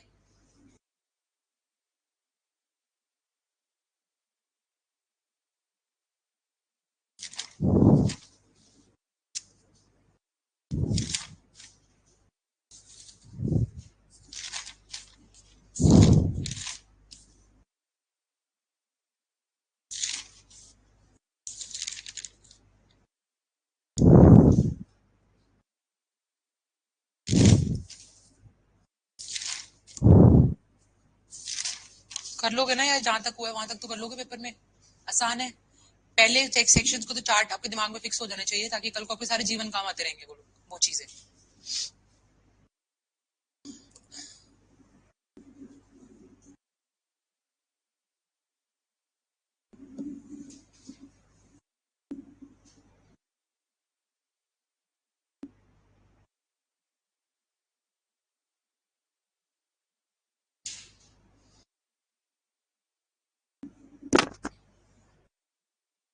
चलिए 60 करना ना, 60 दिया दो। 60 कहता है जो टाइम नहीं डिसाइड, जो मैं थोड़े पैसे देने बस उसमें टाइम नहीं दसिया होया कदों देने हैं, मतलब you we no time is decided, then we take the help of section number 60, section 61 where ना मैं टाइम दस दी है। देखो ना ਤੁਹਾਡੇ 4 ਕਰਜ਼ੇ ਨੇ ਮੇਰੇ ਤੇ, ਜਦੋਂ ਬਹੁਤ ਸਾਰੇ ਕਰਜ਼ੇ ਹੁੰਦੇ ਆ ਨਾ ਫਿਰ ਆਪਾਂ 61 ਦੀ ਹੈਲਪ ਲਈਦੀ ਹੈ। ਤੁਸੀਂ ਕਿਹਾ ਮੈਂ ਪਹਿਲਾਂ ਕਿਹੜਾ ਕਲੀਅਰ ਕਰਾਵਾਂ, ਇਹਦੇ ਪੈਸੇ ਦੇਣੇ, ਇਹਨੇ ਮੇਰੇ ਪੈਸੇ ਇੰਨੇ ਅਵੇਲੇ ਵੀ ਦੇਣੇ, ਅਵੇਲੇ ਵੀ ਦੇਣੇ, ਅਵੇਲੇ ਵੀ ਦੇਣੇ, ਤੁਸੀਂ ਕਿਸੇ ਮਰਜ਼ੀ ਆਰਡਰ ਚ ਕਰਾ ਸਕਦੇ ਹੋ। 61 ਕਹਿੰਦਾ ਜਦੋਂ ਕੋਈ ਡਿਸਾਈਡ ਨਹੀਂ ਹੈਗਾ, ਠੀਕ ਹੈ।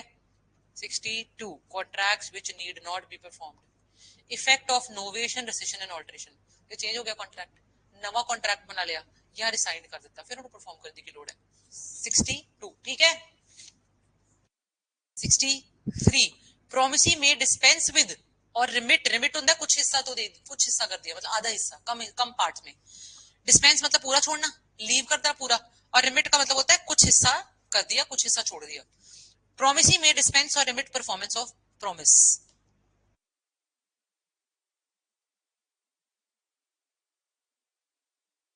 इसका एक इलस्ट्रेशन देखना पड़ेगा, मुझे बिल्कुल याद नहीं आ रहा है। ये A promises to paint a picture for B, B afterwards forbids him to do so, there is no lower bound. हां ठीक है, जिसने आपसे प्रॉमिस परफॉर्म कराना था वही आपको मना कर सकता है, पूरा का पूरा परफॉर्म ना करने के लिए या आधा परफॉर्म ना करने के लिए। जैसे इसने बोल दिया, पहले हमने आपको बोला पेंटिंग बना दो, बाद में बोला रहने दो, अलाउड है जी। 62 63, ठीक है। 64 consequences of rescission of a voidable contract, ये voidable contract ਤੁਸੀਂ ਕਰ ਸਕਦੇ ਸੀ, ਰਿਸਾਈਨ ਤੁਸੀਂ ਕਰ ਲਿਆ, ਉਹਦੇ consequences ਕੀ ਨੇ? 64 ठीक है कि हुण जिहड़े बेनिफिट तुहाडे सीगे वापस करो ਇਹ ਹੁੰਦਾ 64 ਚ ਜਿਹੜਾ ਵੀ ਮਤਲਬ ਮੈਂ ਤੁਹਾਨੂੰ ਤੁਸੀਂ ਕਿ ਤੁਹਾਡੇ ਫਰਾਡ ਕੀਤਾ ਸੀਗਾ ਮੈਂ ਤੁਹਾਨੂੰ ਘਰ ਵੇਚਤਾ ਫਰਾਡ ਨਾਲ ਹੁਣ ਤੁਸੀਂ ਕਹਿੰਦੇ ਮੈਂ ਨਹੀਂ ਪੈਸੇ ਦੇਣੇ ਆ ਤੱਕ ਫਰਾਡ ਹੋਇਆ ਮੈਂ ਨਾ ਤੁਸੀਂ ਮੈਂ ਕਿਹਾ ਫਿਰ ਮੇਰਾ ਪਲਾਟ ਵੀ ਵਾਪਸ ਕਰੋ 64 65 obligation of person who has received advantage under void agreement or contract that becomes void या फिर void agreement या void contract दोनों में से किसी में भी आपने एडवांटेज आपको हुआ था तो वो फायदा वापस करो ना यार अगर परफॉर्म नहीं करना तो ठीक है 66 ਮੋਡ ਆਫ ਕਮਿਊਨੀਕੇਟਿੰਗ ਔਰ ਰਿਵੋਕਿੰਗ ਰਿਸੀਸ਼ਨ ਆਪਾਂ ਦੇਖਿਆ ਸੀ ਪਹਿਲਾਂ ਦੇਖੇ ਸੀ ਕਿ ਆਪਾਂ ਰਿਵੋਕ ਕਰ ਸਕਦੇ ਹਾਂ ਆਪਣਾ ਐਕਸੈਪਟੈਂਸ ਜਾਂ ਆਫਰ ਨੂੰ ਕੀ ਆਪਾਂ ਰਿਸੀਸ਼ਨ ਵੀ ਰਿਵੋਕ ਕਰ ਸਕਦੇ ਹਾਂ ਪਹਿਲਾਂ ਮੈਂ ਕਿਹਾ ਮੈਂ ਨਹੀਂ ਕਰਨਾ ਤੂੰ ਮੇਰਾ ਧੋਖਾ ਕੀਤਾ ਫਿਰ ਮੈਨੂੰ ਲੱਗਾ ਕਿ ਨਹੀਂ ਯਾਰ ਫਿਰ ਵੀ ਫਾਇਦਾ ਹੀ ਹੈ ਉਹਨੂੰ ਰਿਵੋਕ ਕਰਨ ਦਾ ਤਰੀਕਾ 66 ਚ ਬੈਠਾ ਠੀਕ ਹੈ 67 effect of neglect of promising to afford promisor reasonable facilities for performance ਜਿਹੜੀ ਫੈਸਿਲਿਟੀ ਮੈਂ ਤੁਹਾਨੂੰ ਪਰਫਾਰਮੈਂਸ ਵਾਸਤੇ ਦੇਣੀ ਚਾਹੀਦੀ ਸੀ ਕਿ ਤੁਸੀਂ ਮੈਂ ਤੁਹਾਨੂੰ ਕਿਹਾ ਸੀ ਟਰੱਕ ਭੇਜ ਦਿਨ ਤਾਂ ਸਮਾਨ ਆ ਜਾਊਗਾ ਤੁਸੀਂ ਟਰੱਕ ਨਹੀਂ ਭੇਜਿਆ ਸਮਾਨ ਕਿੱਦਾਂ ਆਣਾ 67 ठीक है 68 नवा चैप्टर स्टार्ट हो गया चैप्टर 5 कौसा है कॉन्ट्रैक्ट नॉट इंपॉर्टेंट बट फिर भी ठीक है देख लेने तीन चार सेक्शन देने claim for necessaries supplied to person incapable of contracting or on his own account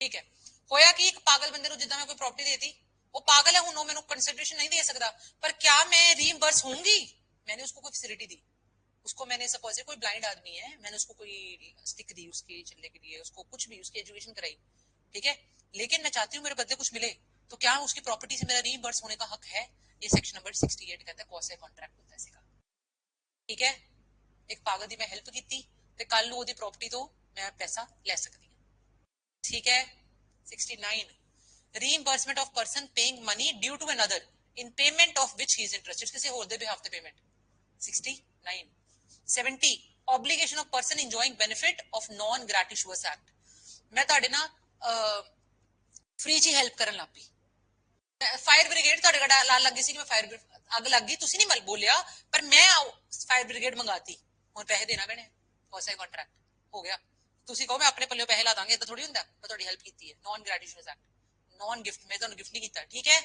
70 71 responsibility of finder of goods ਤੁਹਾਨੂੰ ਸਟੋਲਨ ਪ੍ਰਾਪਰਟੀ ਲੱਭ ਗਈ ਹੈ ਉਹਦੀ ਰਿਸਪੌਂਸਿਬਿਲਿਟੀ 71 ਚ ਬੈਠਾ 72 liability of person to whom money is paid or thing delivered by mistake or under coercion ਹੁਣ ਤੁਹਾਡੇ ਨਾਲ ਗਲਤੀ ਨਾ ਤੁਹਾਡੇ ਕੋਲ ਚੀਜ਼ ਪਹੁੰਚ ਗਈ ਹੈ ਹੁਣ ਤੁਹਾਡੀ ਵਾਪਸ ਵੀ ਤਾਂ ਕਰਨੀ ਹੈ ਤੁਸੀਂ ਵਾਪਸ ਵੀ ਤਾਂ ਕਰਨੀ ਹੈਗੀ ਹੈ ਤੁਹਾਨੂੰ ਗਲਤੀ ਨਾਲ ਚਲ ਗਈ ਸੀ ਤੁਹਾਨੂੰ ਦੇਣੀ ਥੋੜੀ ਸੀਗੀ ਮੈਂ ਉਹਦਾ ਸੈਕਸ਼ਨ ਕਿਹੜਾ ਹੈ 72 73 ਚੈਪਟਰ 6 ਸਟਾਰਟ ਹੋ ਗਿਆ ਜੀ breach of contract 73 74 75 ਦੇਖ ਲਓਗੇ ਯਾਰ ਆਪੇ ਪੇਪਰ 'ਚ ਬ੍ਰੀਚ ਵਾਲੇ ਤਿੰਨ ਸੈਕਸ਼ਨ ਨੇ ਸਾਰੇ ਇਹ ਤਿੰਨ ਤੋਂ ਜਾ ਕੇ ਸਰਚ ਕਰ ਸਕਦੇ ਹੋ ਤੁਸੀਂ ਆਰਾਮ ਨਾਲ ਕੰਪਨਸੇਸ਼ਨ ਮਿਲਦੀ ਹੈ ਕਦੋਂ ਮਿਲਦੀ ਹੈ ਉਹ ਸਾਰੇ ਸਰਕਮਸਟੈਂਸਸ 73 74 75 ਦੇ ਵਿੱਚ ਤੁਹਾਨੂੰ ਐਕਸਪਲੇਨ ਕੀਤੇ ਗਏ ਨੇ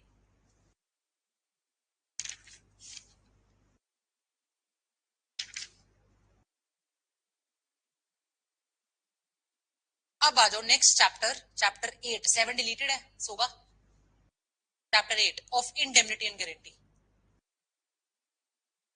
आगे वाला जो सारा कंटेंट है ना प्रॉपर बाइफर्केशन में डिवाइडेड है पहले वाले जो सेक्शन है ना वो इतने मिक्स्ड है कि हमें कंफ्यूजन रह सकती थी कि ये हमने चीज देखी भी है क्या कहीं तब आपको हेडिंग पढ़ के समझ नहीं आ सकते थे पहले वाले सेक्शंस ये वाले जो सारे सेक्शन हैं इनके नाम में आंसर्स हैं लेट अस सी ठीक है आ जाओ सबसे पहला contract of indemnity defined essentials देख के मैच कर लूंगे पेपर च next right of indemnity holder rights का क्वेश्चन आ जाएगा किहड़े नहीं हैगे तुसी जाके मैच कर सकते हो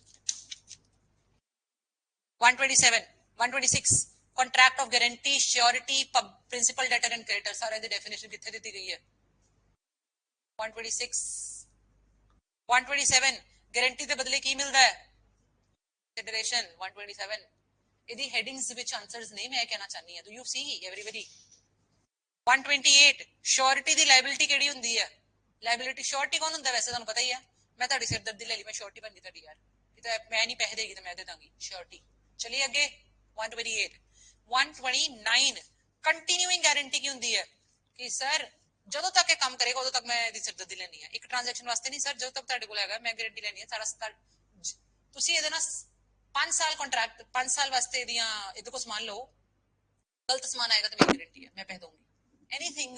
समझ आ गई ना ਤੁਹਾਨੂੰ continue guarantee. 129 130 revocation of continuing guarantee. Continuing guarantee को वो करना, हाँ जी मेनू शक कह देते आप, मैं हटना चाहनी है गारंटी तो, ठीक है, मेनू नहीं लगता है परफॉर्म कर पाएगा। 130 131 revocation of guarantee by surety the death, जिदी मतलब जिदी मैं गारंटी ले ली रूबी दी नहीं मर गई हूं, श्योरिटी मर गया, 132 रिवोक हो जाती है आपे ही 131, ठीक है। लेकिन जे पहली चीज होंगी ना जी जो revocation of guarantee continue guarantee की होंगे कि मैं तो गारंटी ली सी कि तुसी हर साल पेमेंट करूंगे, हूं मैं मर गई यार, लेकिन जी सपोजिटली मैं मरी हाँ August, I die in August, but April मई की पेमेंट नहीं हुई सी हले, मेरे एल आर थ्रू करनी पैनी है क्योंकि मैं उस टाइम श्योरिटी सी ताड़ी, ठीक है।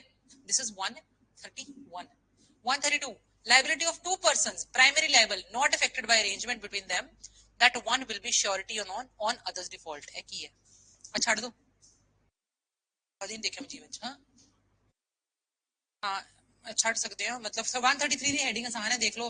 Discharge of surety by variance in terms of contract, contract ਦੀਆਂ ਸ਼ਰਤਾਂ ਬਦਲਤੀਆਂ, ਤੁਸੀਂ ਕਹੋ ਤੁਸੀਂ ਮੇਰੀ श्योरिटी ਹੋਣਾ, ਮੈਂ ਕਿਹਾ ਤੁਸੀਂ ਸ਼ਰਤਾਂ ਬਦਲਤੀਆਂ, ਹੁਣ ਮੈਂ ਕਹਦੀ श्योरिटी डिस्चार्ज ਹੋ ਜਾਂਦੀ ਹੈ ਮੈਂ ਆਪੇ। 34 discharge of surety by release और डिस्चार्ज ऑफ प्रिंसिपल डेटर, जे हुन मेन कर्जदार ही हट गया तो श्योरिटी आपे हट गई, ठीक है। 135 discharge of surety when creditor compounds with एवी छाड़ दो, not at all required. Headings देख लियो, वैसे बिल्कुल लोड नहीं है, सानू जुडिशरी विच भी छड़ाए गए हुए हैं, मैं मार्क किए हुए ने 136 5 भी 136 भी एवी मार्क किए हुए ने कि इरेलेवेंट जे, ठीक है। आगे आ जाओ 137 creditor's forbearance to suit does not discharge surety. हाँ फोरबेरेंस टू सूट का की मतलब होता है कोर्ट च नहीं जा रहा, मैं लीगल स्टेप नहीं ले रही, लीगल एक्शन नहीं ले रही, ਇਹਦਾ मतलब होता है फोरबेरेंस टू, मैं फोरबेयर कर रही हूं सू करन तो, सू करन विच तो रुकी पई हां, ਇਹਦਾ मतलब ਇਹ नहीं होता ਤੁਸੀਂ श्योरिटी नहीं रहे मेरे। 137 138 रिलीज ऑफ वन को surety does not discharge others, ਆਪਾਂ ਤਿੰਨ ਜਾਣੇ ਮਿਲ ਕੇ ਇੱਕ ਜਾਣੇ ਦੀ श्योरिटी ਲਈ ਸੀਗੀ, मैं हट गई बताया तो नहीं, ਤੁਸੀਂ ऑटोमेटिकली हट गए। 138 139 discharge of surety by creditors act or omission impairing surety's eventual remedy, छाड़ दो, not required, you will never be asked। 139 140 rights of surety on payment of or performance, ठीक है।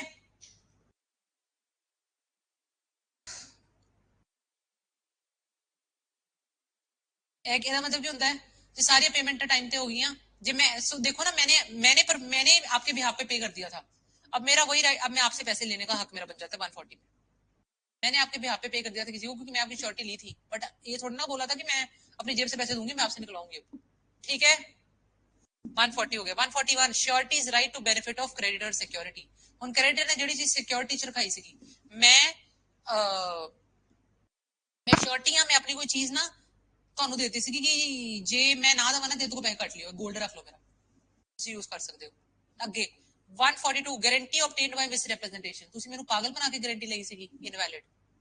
143 ਗਾਰੰਟੀ ਆਬਟੇਨਡ ਬਾਈ ਕੰਸੀਲਮੈਂਟ, ਤੁਸੀਂ ਧੋਖਾ ਕੰਸੀਲ ਕੋਈ ਫੈਕਟ ਕੰਸੀਲ ਕੀਤਾ ਸੀਗਾ ਕਿ ਤੁਹਾਡੇ ਉੱਤੇ ਕਰਜ਼ੇ ਬੜੇ ਆ, invalid। 144 guarantee on contract that creditor shall not act on it until co-surety joins, where a person gives a guarantee upon a contract that the creditor shall not act upon it until another person has joined on it। हाँ ठीक है, मैं क्या सी मैं surety बनता रही हाँ, पर जो मेरा शिवानी बन जाएगी ना उदो उपर श्योरिटी लवांगे दी रूबी दी, लेकिन जब तक शिवानी नहीं बनी मैं श्योरिटी हुई नहीं। Co-surety does not join। 145 implied promise to indemnify surety, ਇਹ ਤੁਹਾਡਾ ਨਾ ਮੈਨੂੰ ਮੇਰਾ ਜਿਹੜਾ ਮੈਂ ਪੈਸਾ ਆਪਣੇ ਪੱਲੇ ਲਗਾਇਆ ਨਾ ਤੁਹਾਡੇ ਤੇ ਉਹ ਤੁਹਾਡਾ ਚੁਕਾਣਾ ਤੁਹਾਡੀ ਇੰਪਲਾਈਡ ਰਿਸਪੌਂਸਿਬਿਲਿਟੀ ਬਣ ਜਾਂਦੀ ਹੈ, ਠੀਕ ਹੈ। 146 co-surety is liable to contribute equally, ਆਪਾਂ ਦੋ ਜਾਣੇ ਉਹਦੀ ਸ਼ੋਰਟੀ ਲਈ ਹੈ ਤਾਂ ਆਪਾਂ ਦੋਨੋਂ ਬਰਾਬਰ ਕੰਟਰੀਬਿਊਟ ਕਰਨਾ ਪੈਣਾ।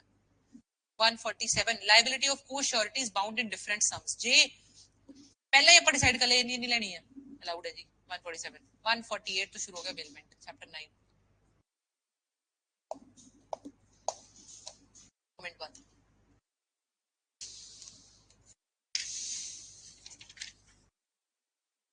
बहुत ही लंबा है यार की है, हाँ क्यों इसमें क्या है,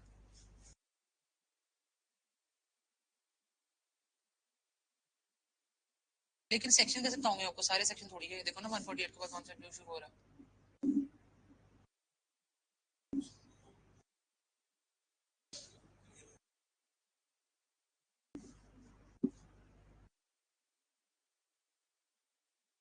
नहीं, मुझे ना एक प्रॉब्लम पता है इसमें क्या आएगी, क्योंकि आपको पेपर में सेक्शन पूछे जाने, सेक्शन या सेक्शन का कंटेंट।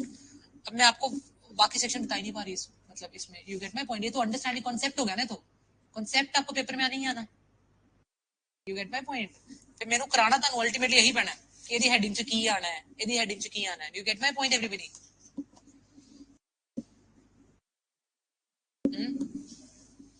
पूछना है, पता नहीं यार की पूछेंगे, no clue at all, no clue.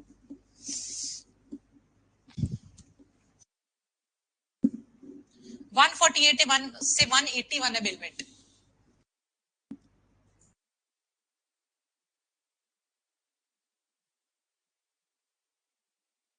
Bailment क्या होती है? मैंने कोई चीज, मेरी गाड़ी में जा रही हूँ बाहर, मैंने सोचा 2 महीने के आपके पास रख जाऊं, बेली बना दी आपको। मैंने अपनी गाड़ी, मैं चाहती हूँ कि यार ये घर पे बड़ी बड़ी जंग लग जाएगा, मैं आपके पास रखवा चली गई 2 महीने के लिए, कॉन्ट्रैक्ट ऑफ बेलमेंट हो गया। आपकी ड्यूटी बन गई उसका केयर करने की, ये होता है कॉन्ट्रैक्ट ऑफ बेलमेंट। जड़ा करता है वो बेली, नहीं बेलर, जो भी इसके लिए हो रही, जिसके फेवर में हो रही है वो बेली। ठीक है, ये रहा 40, 148, 149 delivery to bailee, how made, इस तरीके ना डिलीवरी होनी। 150 bailor's duty to disclose faults in goods bailed. मेरी गड्डी पहला ही खराब सी, मैं ਤੁਹਾਡੇ ਤੋਂ ਨਾਮ ਥੋੜੀ ਲਾਉਂਗੀ ਬਾਅਦ 150 151 care to be taken by bailee. ठीक है ना, हेडिंग तो समझ आने लग पे आप easy. 152 bailee when not liable for loss of thing bailed. ठीक है, हाँ एक लड़की थी यार, खुशबू एंड कृतिका है।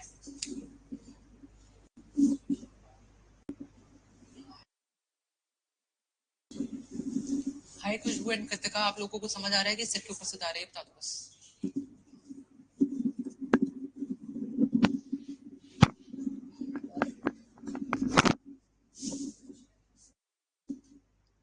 विदाउट इलस्ट्रेशंस नहीं बोला उन्होंने, विदाउट फुटनोट्स बोला है। खुशबू और कृतिका सो गए हैं, जवाब नहीं दे रहे है भी जिंदा। ठीक है, सब ठीक है, सब ठीक है कोई बेहोश नहीं हुआ। ओके खुशबू,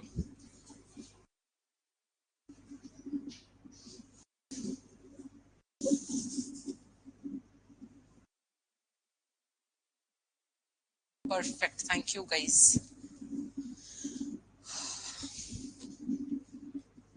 कहाँ पे थे हम?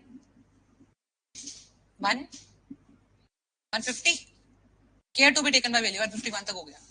152 bailee when not liable for loss of thing bailed, कदों ਉਹਦੇ ਕੋਲ ਸਮਾਨ ਖਰਾਬ ਹੀ ਹੋ ਗਿਆ ਪਰ ਉਹਦੀ ਲਾਇਬਿਲਿਟੀ ਨਹੀਂ ਹੋਣੀ। 152 153 termination of bailment by bailee's act inconsistent with the condition.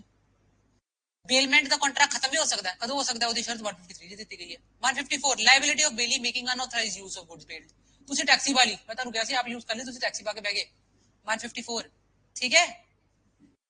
155 effect of mixture with bailor's consent of his goods with bailee's. अपने गुड्स ਨੂੰ ਤੁਹਾਡੇ ਗੁड्स ਨਾਲ ਮਿਕਸ ਕਰ ਲਿਆ ਮੈਂ ਵਿਦਆਊਟ ਮੇਰੀ consent. 155 156 effect of mixture without bailor's consent when the goods can be separated. जे separable goods ने फिर की है 156, जे इनसेपरेबल गुड्स ने तो 155। ये दाल ना दाल मिक्स कर ली 155 है ना, गड्डियां च बहुत ਤੁਹਾਡੀ ਗੱਡੀ ਖੜੀ ਕਰ ਲਈ 156। ठीक है, ठीक है शिवानी। 156 बोला ना मैंने, 155 जनरल, 156 और 157, you are right. 155 general rule, 156 कहता है सेपरेबल गुड्स, 156 कहता है इनसेपरेबल गुड्स। ठीक है। 158 repayment by bailor of necessary expense.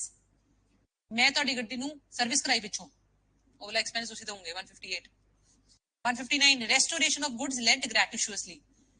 ਜੇ ਮੈਂ ਕੋਈ ਗਿਫਟ ਕੀਤੀ ਸੀਗੀ ਚੀਜ਼, ठीक है, ਉਹਦੀ ਰਿਕਵਰੀ ਮੈਂ ਕਿੱਦਾਂ ਕਰਾਣੀ ਤੁਹਾਡੇ ਕੋਲ 159, ਉਹਨੂੰ ਵੀ ਰੀਸਟੋਰ ਕਿੱਦਾਂ ਕਰਾ ਸਕਦੀ ਹੈ। ठीक है। 160 return of goods bailed on expiration of time. जो ਤੁਹਾਨੂੰ ਕਿਹਾ ਸੀਗਾ पर्पस एक्सपायर हो गया, मैं बाहरों आ गई वापस, तो रिटर्न हो जाना 160। 161 bailee's responsibility when goods are not duly returned. ਜੇ ड्यूली रिटर्न नहीं कीते तो की रिस्पांसिबिलिटी है। 161 termination of gratuitous bailment by death. जे डेथ होगी ऑटोमेटिकली बेलमेंट खत्म। 163 बेलर एंटाइटल टू इंक्रीज और प्रॉफिट फ्रॉम ਗੁੱਡਸ ਬੇਲਡ, ਜਿਹੜੇ ਗੁੱਡਸ ਬੇਲ ਕੀਤੇ ਗਏ ਨੇ, ਬੇਲਰ ਦਾ ਕੀ ਉਹਨਾਂ ਦਾ ਹੱਕ ਰਹਿ ਗਿਆ, ਉਹਨਾਂ ਦਾ ਪ੍ਰਾਈਸ ਵੱਧ ਗਿਆ, ਉਹ ਸਭ ਚੀਜ਼ਾਂ ਬੇਲਰ ਦੇ ਪ੍ਰੋਫਿਟ ਚ ਆਣੀ ਹੈ 163।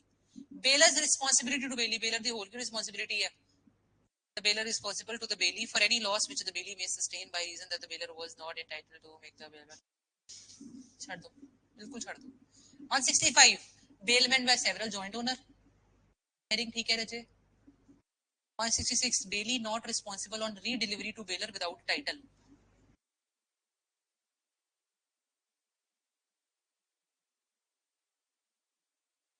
ठीक है, मैं ਤੁਹਾਨੂੰ ਗੁੱਡਸ ਬੇਲ ਕੀਤੇ ਸੀਗੇ ਪਰ ਮੇਰੇ ਨਹੀਂ ਸੀਗੇ, ਕਿਸੇ ਹੋਰ ਦੇ ਸੀਗੇ।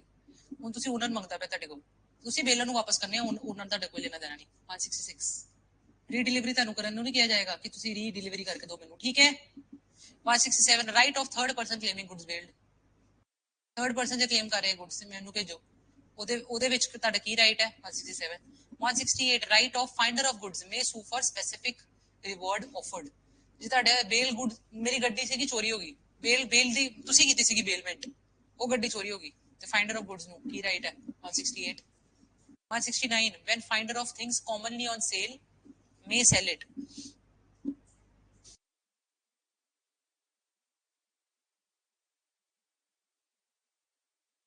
हाँ ठीक है, ਹੁਣ ਹੋਇਆ ਕਿ ਮੈਂ ਤੁਹਾਡੀ ਚੀਜ਼ ਲੱਭੀ, ਤੁਸੀਂ ਮੈਨੂੰ ਕਿਹਾ ਜਿਹੜੀ ਇਹ ਚੀਜ਼ ਲੱਭ ਕੇ ਦੇਗਾ ਨਾ ਉਹਨੂੰ ਮੈਂ ਇਨਾਮ ਦਊਂਗਾ, ਤੁਸੀਂ ਉਹ ਚੀਜ਼ ਲੱਭਤੀ, ਉਹ ਬੇਲਮੈਂਟ ਵਾਲੀ ਚੀਜ਼ ਸੀਗੀ, ਹੁਣ ਤੁਸੀਂ ਉਹਨੂੰ ਦੇ ਹੀ ਨਹੀਂ ਰਹੇ ਜਿਹੜਾ ਮੈਂ ਕਿਹਾ ਸੀਗਾ ਇਨਾਮ, ਉਹ ਜੇ ਉਹ ਚੀਜ਼ ਵੇਚਣ ਵਾਲੀ ਉਹਨੂੰ ਵੇਚ ਵੀ ਸਕਦਾ। 169 ਠੀਕ ਹੈ। 170 बेलीज पर्टिकुलर लियन, बेली लियन की मतलब होता है रिटेन करके रखना, कोई चीज अपने कोल रख लेना कि जो तक पैसे नहीं आने मैं नहीं दूंगा। 160 170 डन। 171 जनरल लियन ऑफ बैंकर्स, कहीं नहीं आएगा, छोड़ दो, बिल्कुल नहीं आएगा। 172 से प्लेज शुरू, मूवेबल चीज को हम गिरवी रखते हैं तो उसको प्लेज बोल देते हैं, अगर इमूवेबल को लगता है तो मॉर्गेज बोल देते हैं, मॉर्गेज टीपी में आ जाता है और इसमें प्लेज आ जाता है, ठीक है। प्लेज करने वाला पॉनर, लेने वाला पॉनी, गोल्ड का प्लेज होता है, फिर भी रखना, ये बहुत सारा है। Pawnee is right of retainer, retain करके रखने का चाहिए right. Pawnee not to retain for debt और promise other than that for which the goods pledge, जिस काम के लिए रखे गए थे उसके अलावा वो किस चीज के लिए गुड को रिटेन नहीं करके रख सकता। मैंने आपको बोला था अभी मुझे ये दे दो, मैं आपको उसके बदले ये रखती हूँ, आप कोई और भी चीज आपने मुझसे लेनी थी, आप कहते वो भी दिन देगी तब तो मैं दूंगा नहीं, मैंने इसके लिए रखा था यार गिरवी, ठीक है। 175 pawnee is right as to extraordinary expenses incurred, ਤੁਸੀਂ ਮੇਰੇ ਕੋਲ ਰੱਖ ਕੇ ਤਾਂ ਚਲ ਕੇ 골ਡ ਮੈਂ ਉਹਦੀ ਪਾਲਿਸ਼ ਕਰਾਂਦੀ ਰਹੀ ਹਾਂ, ਠੀਕ ਹੈ। 175 176 pawnee is right where pawnor makes default, ਜੇ पॉनर ने डिफॉल्ट करता तो समान बेच बूझ सकता है फिर पॉनी, ठीक है।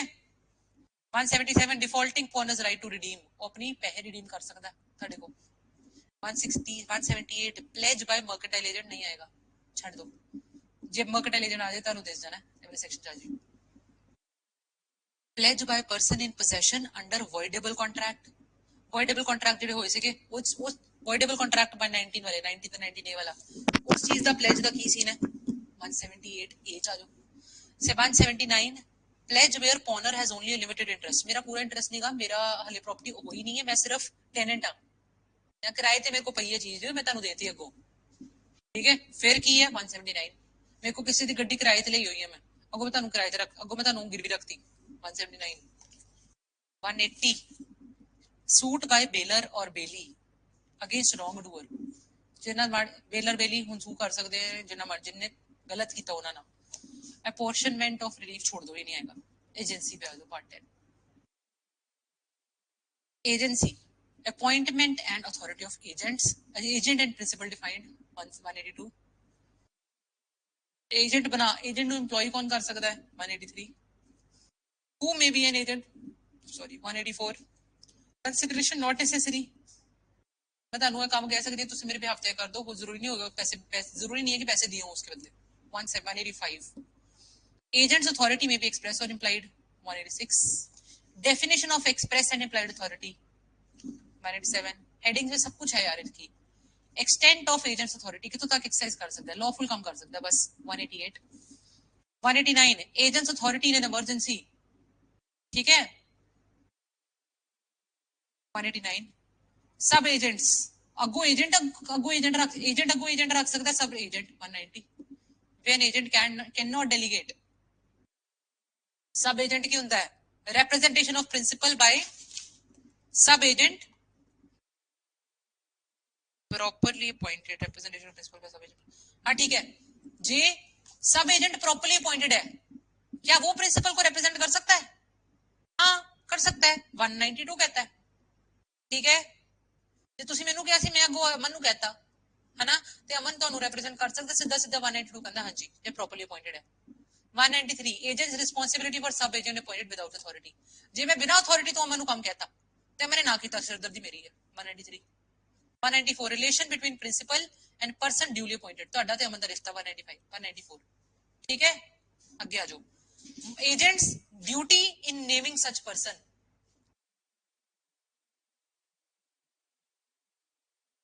कौन सा रुको जो एक बार याद करो, याद नहीं आ रहा है। In selecting such agent for his principal an agent is bound to exercise the same amount of discretion as a man of ordinary. हाँ ठीक है, सब एजेंट मेरे सब एजेंट जो मैं अपॉइंट करना ड्यूटी का दी, जो मैं अपना काम कराना होता मैं करा लेंदी है, देखो वो ध्यान रखना बस। 195 ठीक है। रैटिफिकेशन, रैटिफिकेशन का मतलब क्या होता है? हामी पर एक तरह की रैटिफाई करता उसी मतलब कर लिया ना काम, ਅਲਟੀਮੇਟਲੀ ਤੁਸੀਂ ਕੰਮ ਕਰਤਾ, ਆਪਾਂ ਮੰਨ ਲਿਆ, ਤੁਸੀਂ ਆਪਾਂ ਮੰਨ ਲੈਣਾ ਤੁਸੀਂ ਹਾਂ ਕਰਤੀ ਹੈ ਜੀ। Right of person as to the acts done for him without his authority. effect of ratification where acts are done by one person on behalf of another but without his knowledge he may elect to ratify। ठीक है, ਤੁਸੀਂ ਮੇਰੇ behalf ਤੇ ਕੋਈ ਕੰਮ ਕੀਤਾ, ਮੈਂ ਤੁਹਾਨੂੰ ਕਿਹਾ ਨਹੀਂ ਸੀਗਾ, ਹੋ ਸਕਦਾ ਮੈਂ ਐਕਸੈਪਟ ਕਰ ਲਾਂ ਜਾਂ ਨਾ ਕਰਦਾ, ਜੇ ਮੈਂ ਐਕਸੈਪਟ ਕਰ ਲਿਆ ਮਤਲਬ ਮੈਂ ਰੈਟੀਫਾਈ ਕਰ ਲਿਆ। 196 ਠੀਕ ਹੈ। ratification may be expressed or implied, मैं ਤੁਹਾਨੂੰ ਹਾਂ ਕਰਤੀ ਹੈ, मैं accept ही कर लिया। 197 198 knowledge requisite for valid ratification, ਜਿਹੜੀ ਤੁਹਾਨੂੰ ਕਿੱਦਾਂ ਦੀ ਨੌਲੇਜ ਚਾਹੀਦੀ ਹੈ, ਇਹਨਾਂ ਨੇ कहता है whose knowledge of the fact no valid ratification can be made by person whose knowledge of the facts। ठीक है, डिफेक्टिव नॉलेज नहीं चलेगी जी, पूरा मटेरियल ਤੁਹਾਨੂੰ ਪਤਾ, ਫੈਕਟਸ ਪਤਾ ਹੋਣੇ ਚਾਹੀਦੇ, ਫਿਰ ਤੁਸੀਂ ਰੈਟੀਫਾਈ ਕਰੋ। ਹੋ ਸਕਦਾ ਮੈਂ ਤੁਹਾਨੂੰ ਅੱਧੀ ਗੱਲ ਦੱਸਦਾ, ਤੁਸੀਂ ਰੈਟੀਫਾਈ ਕਰ ਲਿਆ, ਬਾਅਦ ਚ ਤੁਹਾਨੂੰ ਪੂਰੀ ਗੱਲ ਪਤਾ ਲੱਗੀ not valid ratification. 199 effect of ratifying unauthorised act forming part of a transaction. ਤੁਸੀਂ ਅਨਆਥੋਰਾਈਜ਼ਡ ਐਕਟ ਨੂੰ ਰੈਟੀਫਾਈ ਕਰ ਲਿਆ, ਠੀਕ ਹੈ, ਜੋ ਤੁਹਾਨੂੰ ਮਤਲਬ ਤੁਹਾਨੂੰ ਲੱਗਾ ਮੇਰੇ ਕੋਲ ਅਥਾਰਟੀ ਹੈਗੀ ਬਟ ਮੇਰੇ ਕੋਲ ਨਹੀਂ ਸੀਗੀ, ਫਿਰ 199 200 ratification of unauthorized act cannot injure third person। ਪਰ ਤੁਹਾਡੇ ਜੇ ਮੇਰੇ ਮੈਂ ਤੁਸੀਂ ਕੋਈ ਕੰਮ ਕੀਤਾ, ਮੇਰੇ ਏਜੰਟ ਹੋ ਤੁਸੀਂ ਕੋਈ ਕੰਮ ਕੀਤਾ ਪਰ ਉਹਨੇ ਥਰਡ ਪਰਸਨ ਨੂੰ ਇੰਜਰ ਕਰ ਲਿਆ, ਫਿਰ ਉਹਦੀ ਚੀਜ਼ ਦੀ ਰੈਟੀਫਾਈ ਮੈਂ ਹਾਂ ਨਹੀਂ ਕਰ ਸਕਦੀ ਉਸ ਚੀਜ਼ ਨੂੰ ਕਦੀ। ਠੀਕ ਹੈ, ਠੀਕ ਹੈ। 200 डन होने लगा, थोड़ा सा रह गया। सतगुरु पार्टनरशिप तो है नहीं इसमें, साढ़े पास 238 तक सेक्शंस ने, 39 to 270 266 तो हमारा पार्टनरशिप था, 39 सेक्शंस बचे हैं। अथॉरिटी एजेंसी ਨੂੰ ਏਜੰਟ ਨੂੰ ਜਿਹੜੀ ਅਥਾਰਟੀ ਦਿੱਤੀ ਗਈ ਉਹਨੂੰ ਰਿਵੋਕ ਕਰਨ ਦੇ ਕੀ ਤਰੀਕੇ ਨੇ? 201 ਤੋਂ ਸ਼ੁਰੂ ਨੇ। ਟਰਮੀਨੇਸ਼ਨ ਆਫ ਏਜੰਸੀ, ਕਦੋਂ ਤੁਹਾਡੀ ਏਜੰਟ ਮੈਂ ਬਣੀ ਸੀ ਕਿ ਤੁਹਾਡੀ ਉਹ ਖਤਮ ਕਦੋਂ ਹੋ ਜਾਣਗੀ? ਟਰਮੀਨੇਸ਼ਨ 201 ਚ। Termination of agency where agent has an interest in subject matter, ਮੈਂ ਹੀ ਤੁਹਾਡੀ ਏਜੰਟ ਆ ਪਰ ਮੇਰਾ ਉਹ ਸਬਜੈਕਟ ਮੈਟਰ ਚ ਇੰਟਰਸਟ ਵੀ ਹੈਗਾ ਕਿ ਮੈਂ ਹੀ ਖਰੀਦਣਾ ਤੁਹਾਡੇ ਕੋਲ, ਮੈਂ ਏਜੰਟ ਆ, ਮੈਂ ਤੁਹਾਡੇ ਕੋਲ ਖਰੀਦਣੀ ਵੀ ਹੈਗੀ ਚੀਜ਼। 202 203 when principal may revoke agent's authority, कदों ਤੁਸੀਂ ਕਹਿ ਸਕਦੇ ਹੋ ਚੱਲ ਤੂੰ ਖਤਮ। revocation where authority has been partly exercised, ਅੱਧਾ ਕੰਮ ਹੋ ਗਿਆ ਤਾਂ ਨਹੀਂ ਹੋਇਆ, ਫਿਰ ਕੀ ਕਰੀਏ? 204 205 compensation for revocation by principal or renunciation by agent। ਜੇ ਮੈਂ ਰਿਵੋਕ ਕਰ ਲਿਆ, ਜੇ ਮੈਂ ਕੰਮ ਕਰਨ ਤੋਂ ਮਨਾ ਕਰਤਾ, ਫਿਰ ਕੰਪਨਸੇਸ਼ਨ ਕੀ ਹੈ? 205 206 ਨੋਟਿਸ ਆਫ ਰੈਵੋਕੇਸ਼ਨ ਆਫ ਔਰ ਰਿਨੰਸੀਏਸ਼ਨ, ਤੁਸੀਂ ਰਿਵੋਕ ਕਰੋਗੇ ਤਾਂ ਮੈਨੂੰ ਨੋਟਿਸ ਦਓਗੇ 206 ਚ। ਰੈਵੋਕੇਸ਼ਨ ਐਂਡ ਰਿਨੰਸੀਏਸ਼ਨ ਮੇ ਬੀ ਐਕਸਪ੍ਰੈਸ ਔਰ ਰਿਵੋਕ ਕਰਨਾ ਸਿੱਧਾ ਮੂੰਹ ਕਹਿ ਦੋ ਜਾਂ ਆਓ ਹੀ ਨਾ, 207 implied। 208 when termination of agent's authority takes effect as to agent and as to third person, termination of the authority of an agent does not so far as regards the agent take effect before it becomes known to him। ठीक है, ਹੁਣ ਮੈਂ ਕੰਮ ਤੋਂ ਕੱਢਦੀ ਗਈ ਆ, ਮੈਨੂੰ ਜਦੋਂ ਤੱਕ ਮੈਨੂੰ ਖਬਰ ਨਹੀਂ ਪਹੁੰਚੇਗੀ ਤਦੋਂ ਤੱਕ ਮੇਰੀ ਟਰਮੀਨੇਸ਼ਨ ਨਹੀਂ ਹੋਈ, ਤਦ ਤੱਕ ਮੈਂ ਏਜੰਟ ਹੀ ਹਾਂ। ਠੀਕ ਹੈ, ਦਿਸ ਇਜ਼ 208 200 ਦਿਮਾਗ ਇੰਨਾ ਫਿਰ ਗਿਆ, ਦਿਮਾਗ ਚ ਕੁਝ ਜਾ ਨਹੀਂ ਰਿਹਾ।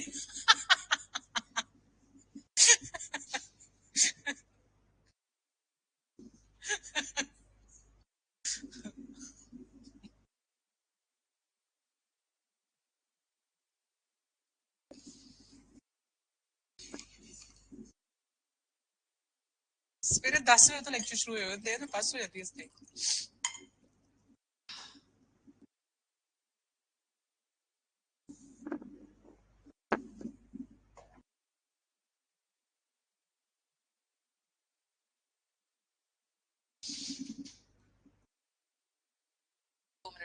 1 मिनट बाद बोलूंगी और 2-3 मिनट में खत्म कर दूंगी।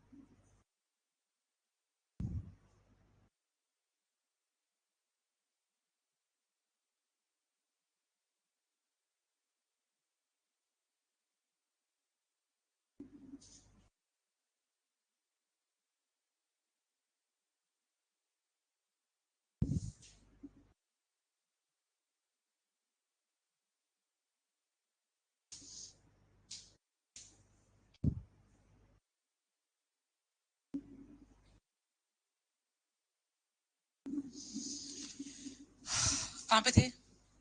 211 पे। Agents duty in conducting principles business, अपनी ड्यूटी ध्यान ना करेगा वो सब इतने ने। Skill and diligence required from agent, ਜਿਹਨੂੰ ਪਤਾ ਹੋਏ ਆਪਣਾ ਕੰਮ, ਸਕਿੱਲ ਨਾ ਕਰੇ ਤੇ ਡਿਲੀਜੈਂਟਲੀ ਕਰੇ ਜਿੱਦਾਂ ਆਪਣਾ ਕੰਮ ਕਰਦਾ ਪਿਆ, ਨੈਗਲੈਕਟ ਨਾ ਕਰੇ, ਲਾਸ ਡੈਮੇਜ ਹੋ ਜਾਂਦਾ ਤਾਂ ਉਹਦੀ ਸਿਰਦਰਦੀ ਪੈ ਜਾਣੀ ਹੈ। 212 ਏਜੰਟਸ ਅਕਾਊਂਟਸ ਕਿ ਆਪਣਾ ਪੂਰਾ ਹਿਸਾਬ ਪ੍ਰਿੰਸੀਪਲ ਨੂੰ ਦੇ। 213 agent's duty to communicate with principal. 214 right of principal when agent deals on his own account in business of agency without principal's consent, principal the consent ਤੋਂ ਬਿਨਾਂ ਜੇ agent ਨੇ ਕੁਝ ਕੰਮ ਕਰ ਲਿਆ। 215 ਠੀਕ ਹੈ Shivani. 216 principal's right to benefit gained by agent dealing on his own account in business of agency, ਜੇ ਆਪਣੇ ਆਪਣੀ ਮਰਜ਼ੀ ਨਾਲ ਕੰਮ ਕੀਤਾ ਤਾਂ ਫਾਇਦਾ ਹੋ ਗਿਆ ਵਿੱਚੋਂ, ਤਾਂ ਫਿਰ ਪ੍ਰਿੰਸੀਪਲ ਨੇ ਕੀ ਕਰਨਾ। 216 ਚ। 217 agent's right of retainer out of sums received on principal's account, ਮੈਂ ਤੁਹਾਡਾ ਨਾਮ ਲੈ ਕੇ, ਮੈਂ ਏਜੰਟ ਹਾਂ ਤੁਹਾਡੀ, ਮੈਂ ਆਪਣਾ ਤੁਹਾਡਾ ਨਾਮ ਲੈ ਕੇ ਪੈਸਾ ਕਮਾ ਲਿਆ, ਉਹ ਤੇ ਤੁਹਾਡਾ ਕੀ ਹੱਕ ਹੈ, ਕਿੱਦਾਂ ਤੁਸੀਂ ਉਹ ਮੇਰੇ ਕੋਲ ਫੜੋਗੇ। 217 ਤੇ ਮਤਲਬ ਠੀਕ ਉਹ ਵਾਲੇ ਸੈਕਸ਼ਨਸ ਨੇ ਕਿ ਆਪਣੀ ਜੇ ਤੁਹਾਡੇ ਤੋਂ ਮਰਜ਼ੀ ਤੋਂ ਬਿਨਾਂ ਕੰਮ ਹੋਇਆ ਨਾ ਪ੍ਰਿੰਸੀਪਲ ਦੀ, ਉਹ ਸਾਰੇ ਉਹ ਵਾਲੇ ਸੈਕਸ਼ਨਸ ਨੇ। 218 agent's duty to pay sums received for principal, ਮੈਂ ਤੁਹਾਡੇ ਬਿਹਾਫ ਸੇ ਜੋ ਵੀ ਕੀਤਾ ਤੁਹਾਨੂੰ ਦੇਣਾ ਪੈਣਾ। 218 ਠੀਕ ਹੈ। 219 when agents remunerations become due, ਮੈਂ ਤੁਹਾਨੂੰ ਜੋ ਮੈਂ ਤੁਸੀਂ ਮੈਨੂੰ ਕਿਹਾ ਸੀ ਤੁਸੀਂ ਹਰ ਮਹੀਨੇ ਮੈਨੂੰ 200 ਰੁਪਏ ਦੋਗੇ, 20,000 ਰੁਪਏ ਦੋਗੇ, ਤੁਸੀਂ ਮੈਨੂੰ ਤੇ ਨਿਪੇ ਕੰਮ ਕਰਾਈ ਜਾਂਦੇ ਹੋ, ਤੇ ਫਿਰ ਮੈਂ ਕੀ ਕਰੂੰਗੀ। 219 agent not entitled to remuneration for business misconducted, ਗਲਤ ਤਰੀਕੇ ਨਾਲ ਕੰਮ ਕੀਤਾ ਫਿਰ ਕਾਦੇ remuneration। 220 221 agents lien on principal's property, ਤੁਸੀਂ ਮੈਨੂੰ ਪੈਸੇ ਨਹੀਂ ਦੇ ਰਹੇ, ਮੈਂ ਰਿਟੇਨ ਕਰਕੇ ਰੱਖੀ ਤੁਹਾਡੀ ਪ੍ਰਾਪਰਟੀ, ਲੀਨ ਕਰਕੇ ਲੀਨ ਐਕਸੈਸ ਕਰ ਲਈ ਤੁਹਾਡੀ ਪ੍ਰਾਪਰਟੀ ਤੇ, ਪੈਸੇ ਦੋਗੇ ਤਾਂ ਫਿਰ ਮੈਂ ਛੱਡਣੀ ਹੈ। 221 222 agent to be indemnified against consequences of lawful act, ਜਿਹੜੇ ਵੀ ਲਾਫੁਲ ਕੰਮ ਹੋਏ ਆ, ਕਿਉਂਕਿ ਮੈਂ ਤੁਹਾਡੀ ਇੰਪਲੋਇਰ ਹਾਂ, ਤੁਹਾਨੂੰ ਪੈਸੇ ਤਾਂ ਦੇਣੇ ਪੈਣੇ ਆ, ਠੀਕ ਹੈ, ਲੇਕਿਨ ਲਾਫੁਲ ਕੰਮਾਂ ਵਾਸਤੇ। 223 agent to be indemnified against consequences of acts done in good faith, ਮੈਂ ਗੁੱਡ ਫੇਥ ਚ ਕੰਮ ਕੀਤਾ ਸੀ ਪਰ ਹੋਇਆ ਨਹੀਂ, ਗੱਲ ਵੱਖਰੀ ਹੈ, ਪਰ ਫਿਰ ਵੀ ਵਕੀਲ ਮੈਂ ਤੁਹਾਡੀ ਏਜੰਟ ਆ, ਹੋਇਆ ਨਹੀਂ, ਮੈਂ ਤਾਂ ਗੁੱਡ ਫੇਥ ਹੀ ਕੀਤਾ ਸੀਗਾ। 223 ਪੈਸੇ ਦੇਣੇ ਪੈਣੇ ਆ, ਠੀਕ ਹੈ। 224 non liability of employer of agent to do a criminal act, ਮੇਰਾ ਏਜੰਟ ਕ੍ਰਿਮੀਨਲ ਐਕਟ ਕਰ ਲਿਆ, ਮੈਂ ਵੀ ਲਾਇਬਲ ਹਾਂ? ਨਹੀਂ ਜੀ, ਉਹਨੇ ਕ੍ਰਿਮੀਨਲ ਕੰਮ ਕੀਤਾ, ਸਿਵਲ ਕੰਮ ਥੋੜੀ ਕੀਤਾ, ਕੋਈ ਮੇਰੇ ਬਿਹਾਫ ਤੇ ਥੋੜੀ ਕੀਤਾ ਹੈ। ਉਹ ਚੋਰੀ ਕਰਕੇ ਆ ਕੇ ਤੁਸੀਂ ਕਹੋ ਤੁਸੀਂ ਇੱਕ ਉਹਨਾਂ ਨੂੰ ਥੋੜੀ ਫੜ ਲੈਂਦੇ ਜਦੋਂ ਨੌਕਰ ਚੋਰੀ ਕਰਦਾ, ਠੀਕ ਹੈ। ਆ ਜਾਓ 224 225 right to compensation to agent for injury caused by principal's neglect, principal ਨੇ ਤਾਂ ਇਦਾਂ ਦੀ ਨੈਗਲੈਕਟ ਕੀਤਾ ਜਿਹਦੇ ਕਰਕੇ ਇੰਜਰੀ ਹੋ ਗਈ ਏਜੰਟ ਨੂੰ, ਤੇ ਏਜੰਟ ਨੂੰ ਭਰਪਾਈ ਕੌਣ ਕਰੇਗਾ, ਕੰਪਨਸੇਟ ਕੌਣ ਕਰੇਗਾ, principal of course.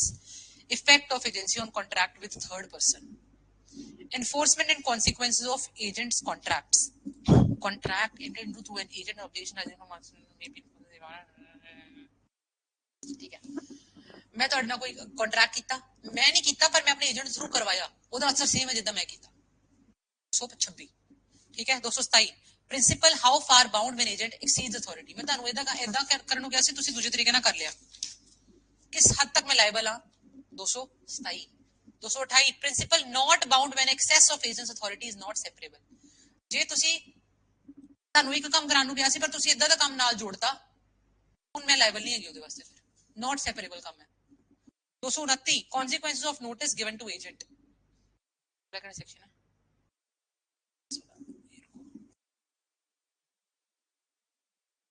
given to